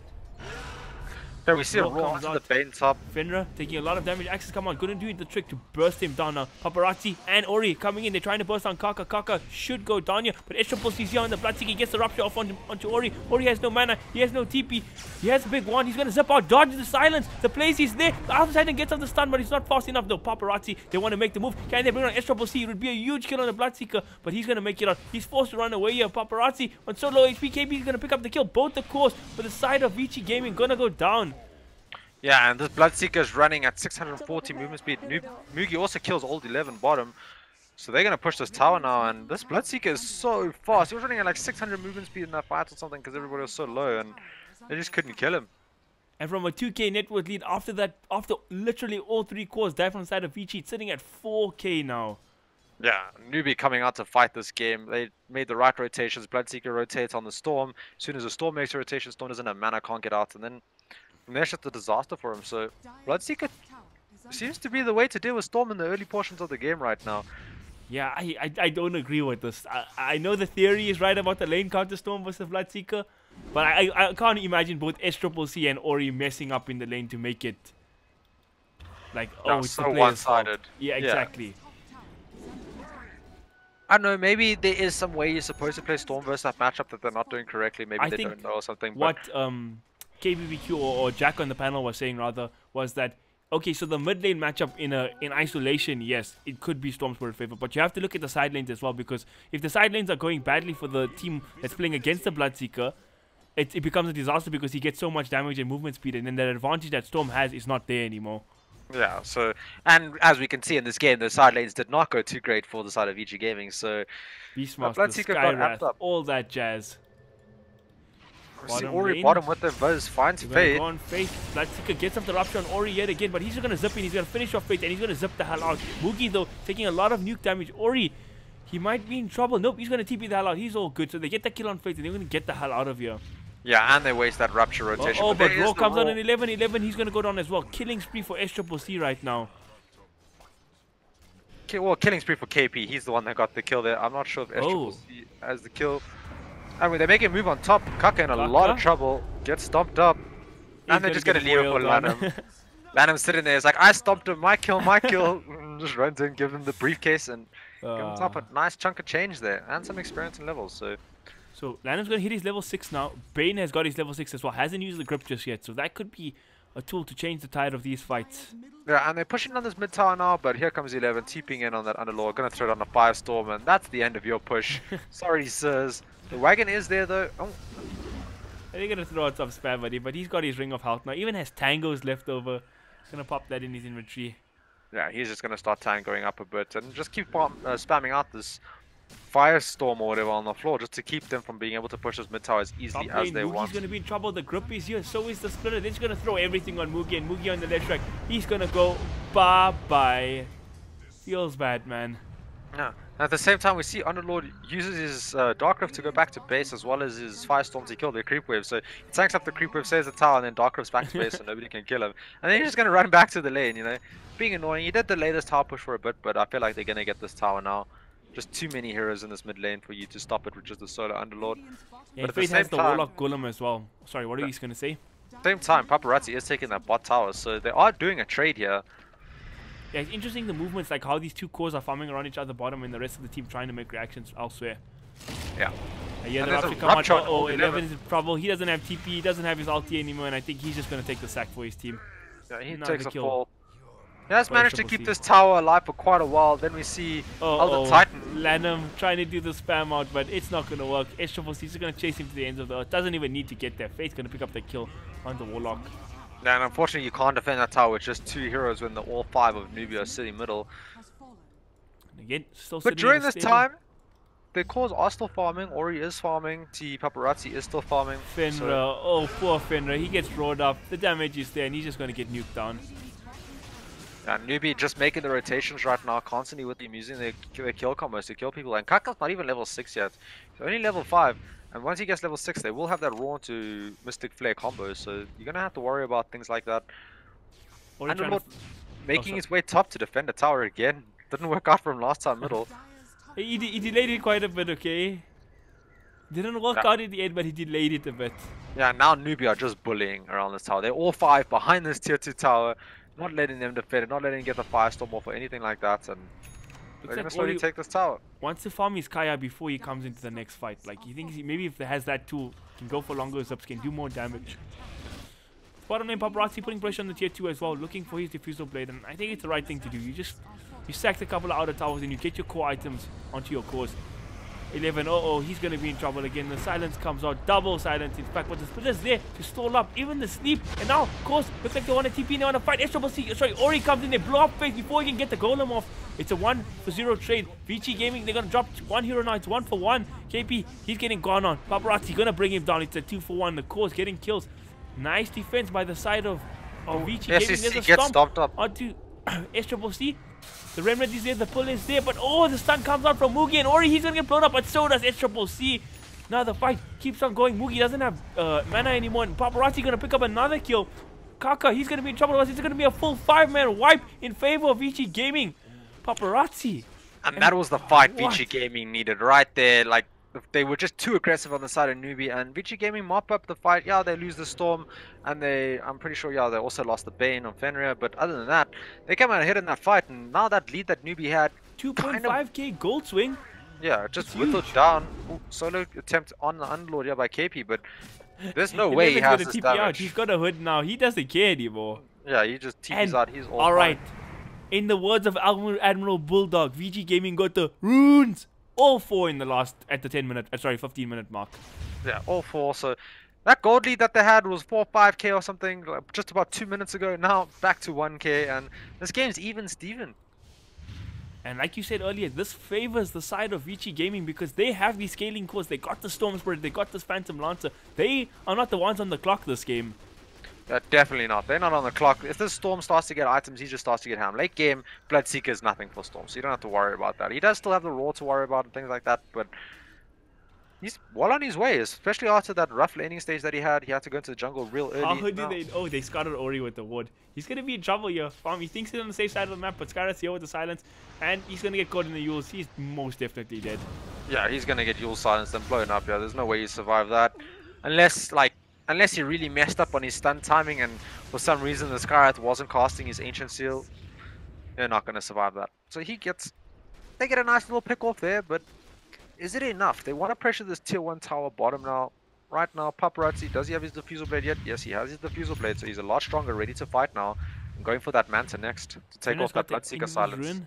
There's 3 heroes in the... They're going to throw out the splitter. Mugi's going to get gone and pretty heavily at the side of the cover, but Mugi is going to manage to dodge it with the Yule Scepter. Water play from him, but he still might be in trouble. The bit of mana is still there, but he's going to go down. Another kill for Paparazzi. It's a killing spree for him, but Newbee, they're coming in. They have the Golem still. It's a 1-for-1 trade. They trade up the course, but Ori, he zips in, he gets Faith, and again blows him up. 2 kills for Paparazzi. Now, can they get more? The chase is on. The zip, they're going to find KP as well. At 3 kills. It's a triple for the Phantom Lancer. Yeah, and it just feels like the side of Newbee just can't fight anymore at all. They're just getting blown up. Like, yeah, they get a kill on one hero or something, but they're required to use so much on that hero. And then Paparazzi and Ori just come in, clean up the fight. As they were saying on the panel, they call what are they calling them? They were calling them the harvesters or something. They come after the fight and pick up all the grain at the end and just come away nice, fat, and happy. Oh man. On the plus side for side of Newbee, SCCC is still top of net worth, nearing his Radiance, but I don't know, maybe Radiance wasn't the way to go because his team's lost 2 fights in a row now. He still doesn't have it. And if he has it, does that stop the fact that he can just get blown up in fights, Mr. Damien? No, it definitely doesn't. It does not make you tankier in this game. Maybe a little bit tankier with that evasion from the PL, but other than that, it doesn't make you tankier. It just gives you more damage for your team. So that, in that aspect, is quite nice. Gives you more damage. But we did see a difference in build from Ori and SSC in the 2 games, right? Ori, he went for the BKB first into the Radiance, whereas SSC is going straight for the Radiance into the BKB. So they swapped the order around a little bit here. I mean, he's nearing the Radiance on the bright side. His farm speed will get increased once he has that in. Maybe he can work himself into the BKB before it's too late. I say too late like this game is over. It's still 1k net worth difference, 14 to 13 kills. It's a very close game still. Now we see Ori on the Storm Spirit. He's building into that Bloodstone, so he wants to scale into the loaded portion of the game. Not looking for those pickoffs. He wants to kind of snowball with those charges, have super large amounts of mana, and just zip all over the place. So a little bit difference. Never thought I'd say this, but it's been a really long time since I've seen a Bloodstone on Storm. Yeah, that's actually true. Most teams, like a lot of people, like to skip it these days, and they just get that Kaya plus that Orchid, then go straight into another item that gives you a large amount of mana. But he wants the Bloodstone, so let him go for the Bloodstone, man. I like the Bloodstone on Storm. I love the region it gives you. It just allows you to farm so much faster as well, because you can just spam out your remnants to farm jungle camps, zip all around, just farm, and then just get super scary. And it's important to note, if you get a good amount of charges, like in fights, you can die in one fight and be back almost instantly with a quick respawn, and then you can just turn the tides with the... Yeah, it's like a free buyback, basically, and you just get back into the fight and you can turn it around. And then even if you die again, you have that buyback available to come for a 3rd time if you really want to. Well, they're gonna find 11 here. Do they have the roll? They're going underlord. We've seen the story before. The silence coming out. The Mugi's channeling up with the stun. They comboed it up nicely on 11. He's gonna drop pretty fast this time. No return kills from side of Vici Gaming. They throw out the Rupture on Fenrir. Can they follow up with it, though, is the question. Yeah, Fenrir TP's in to try to get the sleep save, but unfortunately gets clipped by the Blood Rite, so he was silenced during that. There's the silence. Fenrir, can he dodge the damage? No, he can't. Double kill for SCCC. Nice plays coming up from them. He's got his Radiance now, and this is their timing. They're going to try put a lot of pressure. They have killed 2 heroes, so this mid tower most likely will fall. Vici Gaming not going to try to defend it at this point. We already see Paparazzi running on bottom, or he's just farming the jungle top. That's the story of the game. The support's dying, these 2 cores farming. Yeah, but that's what you want, right? If your supports die good, it's not good for you, but if your cores are still farming, at least you're still getting something on the map. Because if your cores follow afterwards and die as well, then it's just a disaster. I mean, like, Bane's died 6 times, but does that change the way the heroes played at all? No, he's still going to do the same things, right? Yeah, like, yeah, he likes getting items, but we have seen Banes with literally absolutely no gold at like 70-minute marks in games and still make huge plays. So that hero is always able to make a play. It's all just down to your positioning. For sure. Paparazzi walking towards his Manta style up next. Getting closer and closer, still a bit far away. Oh, they find Kaka he's mid. found. Yeah. He's gonna throw out his play onto Paparazzi. Paparazzi gonna take a decent amount of harass damage, but it's not enough to bring him down. Nowhere nearly enough. Yeah, and he's just gonna get earned up by his good mate there, Lanham. So he'll be back to full life. And What now is Mookie going for? He's going to Bloodstone as well. is he going for Bloodstone as well? So yeah, he's going for that Bloodstone too. Wants that mana regen and that extra HP as well to just keep spamming out his spells. Oh, and both teams pretty even at this stage. Like even Steven at the 20-minute mark, very different from last game. And we see a 3-man smoke from the side of Newbee in the jungle right now. They find S-Triple's Ori in the jungle, but he just zips too out. quick. Couldn't get the roll on him in time. Yeah, just couldn't get the raw on him in time, and he ends up getting out. So slapping by the skin of his teeth there, but he'll be happy with that. And now that smoke was wasted by Newbee, there are 4 people middle looking to push out, but they don't have Kaka with them. And they're walking towards a mech first. Not going for the Crimson card, going for the Greaves instead. And I kind of like that purchase this game. There's no like Luna or Gyro or anything like that warrants the Crimson Guard purchase at this point. Yeah, definitely. I like the mech pickup. It's the bonus armor you get when people drop below low health, and when you pop it, you also get that bonus armor for your team. Also, that burst of HP can be nice, can turn around fights. So I like the purchase. A lot of people like to skip it. Some people like to get it, but this game, I think it's worthy. Ori gets scouted bottom. Yeah, he has to be careful because Kaka can solo him. If he ever does get that Atos onto with the Ancient Seal plus a Mystic Flare, I'm pretty sure you are going to be falling on that storm. So he needs to be a little worried about things like that. So we'll see. Now working his way towards that BKB now. Not too far off it, just about 2,000 gold. Yeah, Paparazzi has his Manta recipe. He's getting his like the ultimate orb now at the secret shop, so he's got his full Manta complete. Really good item in this game. Can take off the silence from Sky, can take off the silence from Bloodseeker, can even take off the fatal bonds from Warlock, but you don't really need to worry about that much because you can just take that off with your doppelganger. And generally just keep increasing your farm speed, right? You pop your Manta, you send your legions to lane, and they're just gonna farm out that lane for you. So looks like the side of Newbee want to go into the Roshan, but there's no reaction on the side of Vici Gaming just yet. I don't know if they know this is going on. It's a cheeky play from Newbee. yeah, they take it pretty fast with The this Spirit's going in though. Yeah, they're gonna scout it out. Not gonna let them take that. And the Roche fight is pretty decent from the side of Vici Gaming. They have the Storm Spirit, they have the Underlord. Yeah, Elder Titan's also really good in the Roche Oh, fight, yeah. so Can't forget him. they've got the heroes to deal with Roche, where on the side of Newbee, their best Roshan spell, I would have to say, is Fate's Warlock with the Golem. I mean, Blood Ride can be dangerous as well. Like you said, it can cut off the whole pit area. Yeah, that is true. Blood Ride can be super strong, and the silence is really valuable as heroes like Elder Titan plus Bane. Even Storm, if you manage to kill him with them, but it's highly unlikely that's going to happen unless he gets locked down or something. And the Storm has got his Bloodstone now, so he's got that almost infinite mana pool. He can just And he's got he wants. DD in a bottle, so Oh, this is bringing back memories of Moonstorm Spirit, the endless ruins, the whole game. yeah, the 4 arcane runes in like 10 minutes or something ridiculous. The smoke up is there from Vici Gaming. They want to add up to these Bloodstone charges. Who they're going to find this mid tower? They're going to bait 11 here. Ah, Newbee going to fall for it. Actually, they're pinging the Roshan. There is a Hawk in Roshan though, so they know that it's going to be going down if they decide to go for it here. And I'm pretty sure Do the side they of see Vici the Gaming Hawk? know there's a Hawk there. They must know there's a Hawk there. You're facing a Beastmaster. There's no way they're not going to put a Hawk on Alright. Roshan put after they just failed the Roshan attempt. Now the drawing is coming out from Newbee. They want to wrap around the jungle. It's a game of cat and mouse right now. Both these teams invading each other best as Yeah. they can. But now there's Vici Gaming just going to take a tower top though during this time. So they're going to get that Paparazzi. Gets and the we see them last hit. smoke into the Roshan pit now again. Will the side of Vici Gaming know this I is don't going think they on? know. Elder Titan can't get a Spirit here in time, and this might just be a free snack for the side of Newbee. And a sneaky little smoke into the Roshan pit there. They clean it up from Half-Life to Dead, and they get themselves a nice Aegis. Who picked up the Aegis? Mugi picked up the Aegis. Makes sense. Perfect Aegis carrier right there. You know, comes back with full life, full mana, can cast all these spells all over again.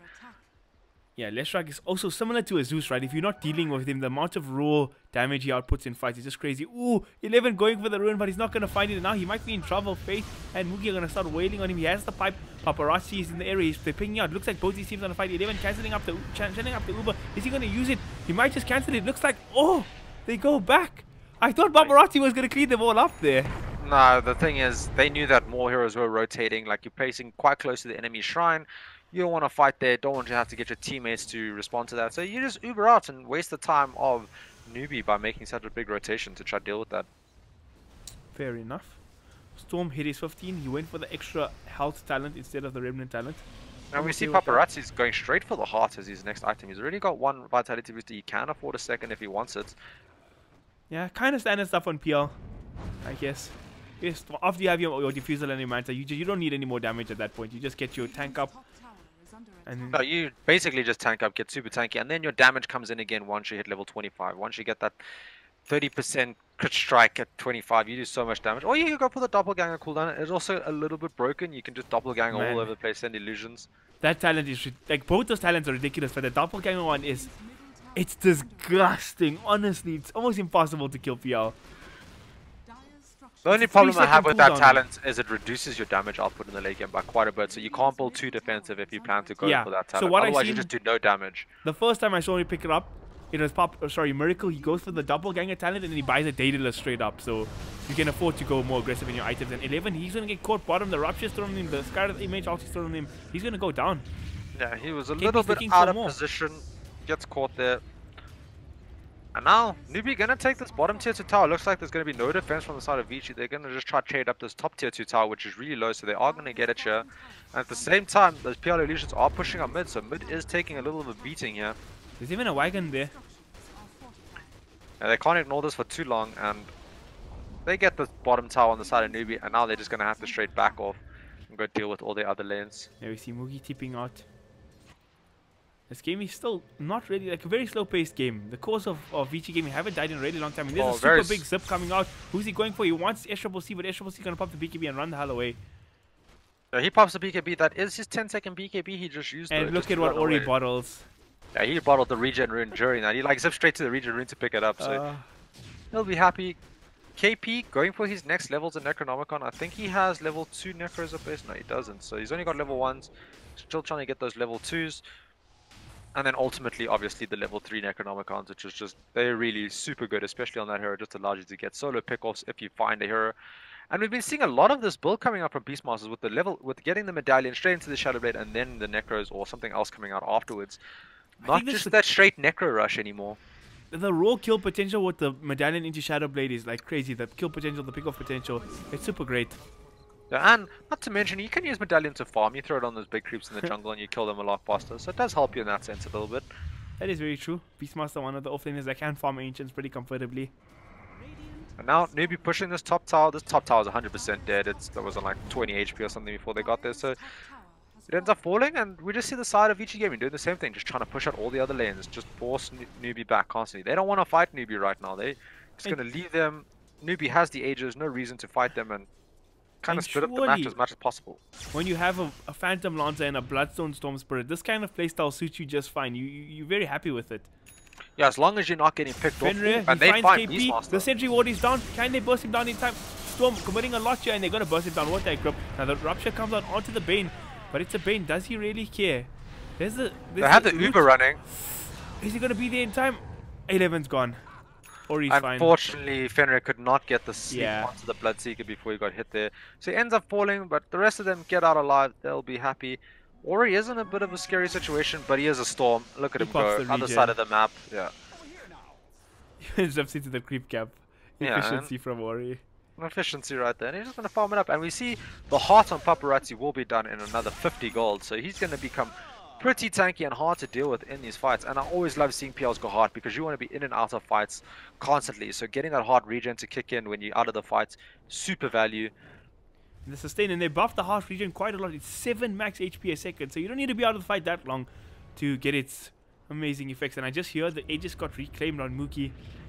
Yeah, and Faith, he's in a lot of trouble. Ori finds him with the Storm, and there's no way you get out of this. Oh, Lala was close to snatching up that kill himself. Yeah, but Ori right now, he's not even too worried about the kill. Yeah, the kill's nice, but it's those Bloodstone charges which are slowly racking up. He's on 16 now from 14. He's gone up by 2. And once you get to those ridiculous numbers, you know, those 25s, those 30s, things like that, Storm just becomes undealable. Like, cause it doesn't matter. Like, like when he hits like 25, 30 Bloodstone charges, it feels like you commit so much to kill him once, and he's back instantly and he does the same shit again. Yeah, basically. That's how it goes. We see a Maelstrom now out on SCCC's Bloodseeker after his BKB, so he's trying to get some items to deal with his PL. He knows he needs to go into Magilla. They're gonna need these items to deal with this hero, because later on portions in the game, this PL is your biggest worry. He's getting into raid boss territory slowly but surely. And what's the scary thing is Ori on the Storm is also getting into raid boss territory. Like, killing him is not going to be easy, and he's going for that Lincoln Sphere next, so Raw is not going to be the solution for you to lock him down. BKV Lincoln Sphere. He doesn't think he needs damage right now. He just wants to survive these fights, and odd chance he does die, he'll be back in there. Smoke up, he's going to be caught here. KP, he gets off the Raw initiation on 11. The backlines, Ori's going to zip in, trying to do his thing all the time.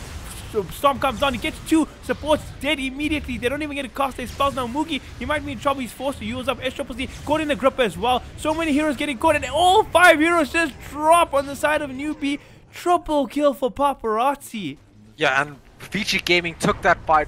Absolute perfection right there. You see Ori and Paparazzi came from behind straight onto both support right in the beginning of the fight, instantly blowing both of them up 3v5 instantly, and from there you're not going to win that fight, and the rest of your heroes just end up falling, and it's a 5-man wipe. And now you're going to lose towers, and they're going to force buybacks. Atrophy aura damage. 285 now on the Spit Lord. They're melting these towers, and there's no buybacks available, like you said.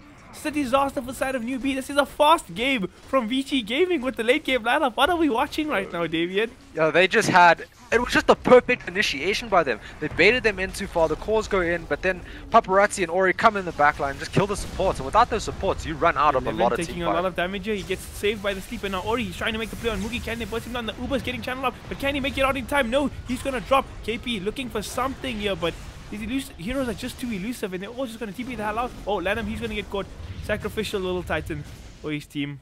Yeah, they managed to hold their racks, which is really good for them, but they did lose a tier 3, so the shrines are open now, and they managed to get 11, which is a nice pickup, and 1 support, but you really want more out of that after the fight you just had, because I'm telling you now, Vici Gaming are feeling on top of the world right now after that fight, and they feel like they've got this game in the bag.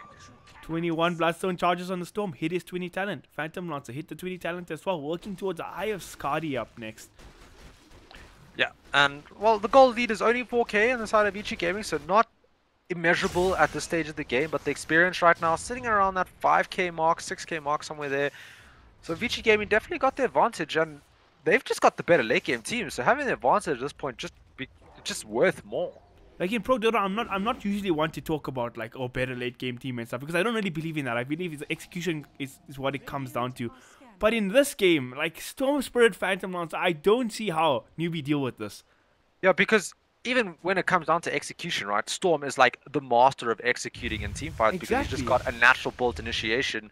And PL, he's basically got a similar spell, right? Phantom Rush, he can run super far, and he went for the extra range on it, so he can initiate from super far as well. Smokey's here from Newbee. It looks like they want to fight. They're all gathered up. They're going to find Fenrir. The Rupture is thrown on him. They're throwing a lot of spells, but Ori zipping in the backline again. Can he burst down the Warlock before he gets up the ulti? He's trying. He does it. Warlock is dead again. 11 getting caught. It's a 2-for-1 trade. Warlock going to buy back.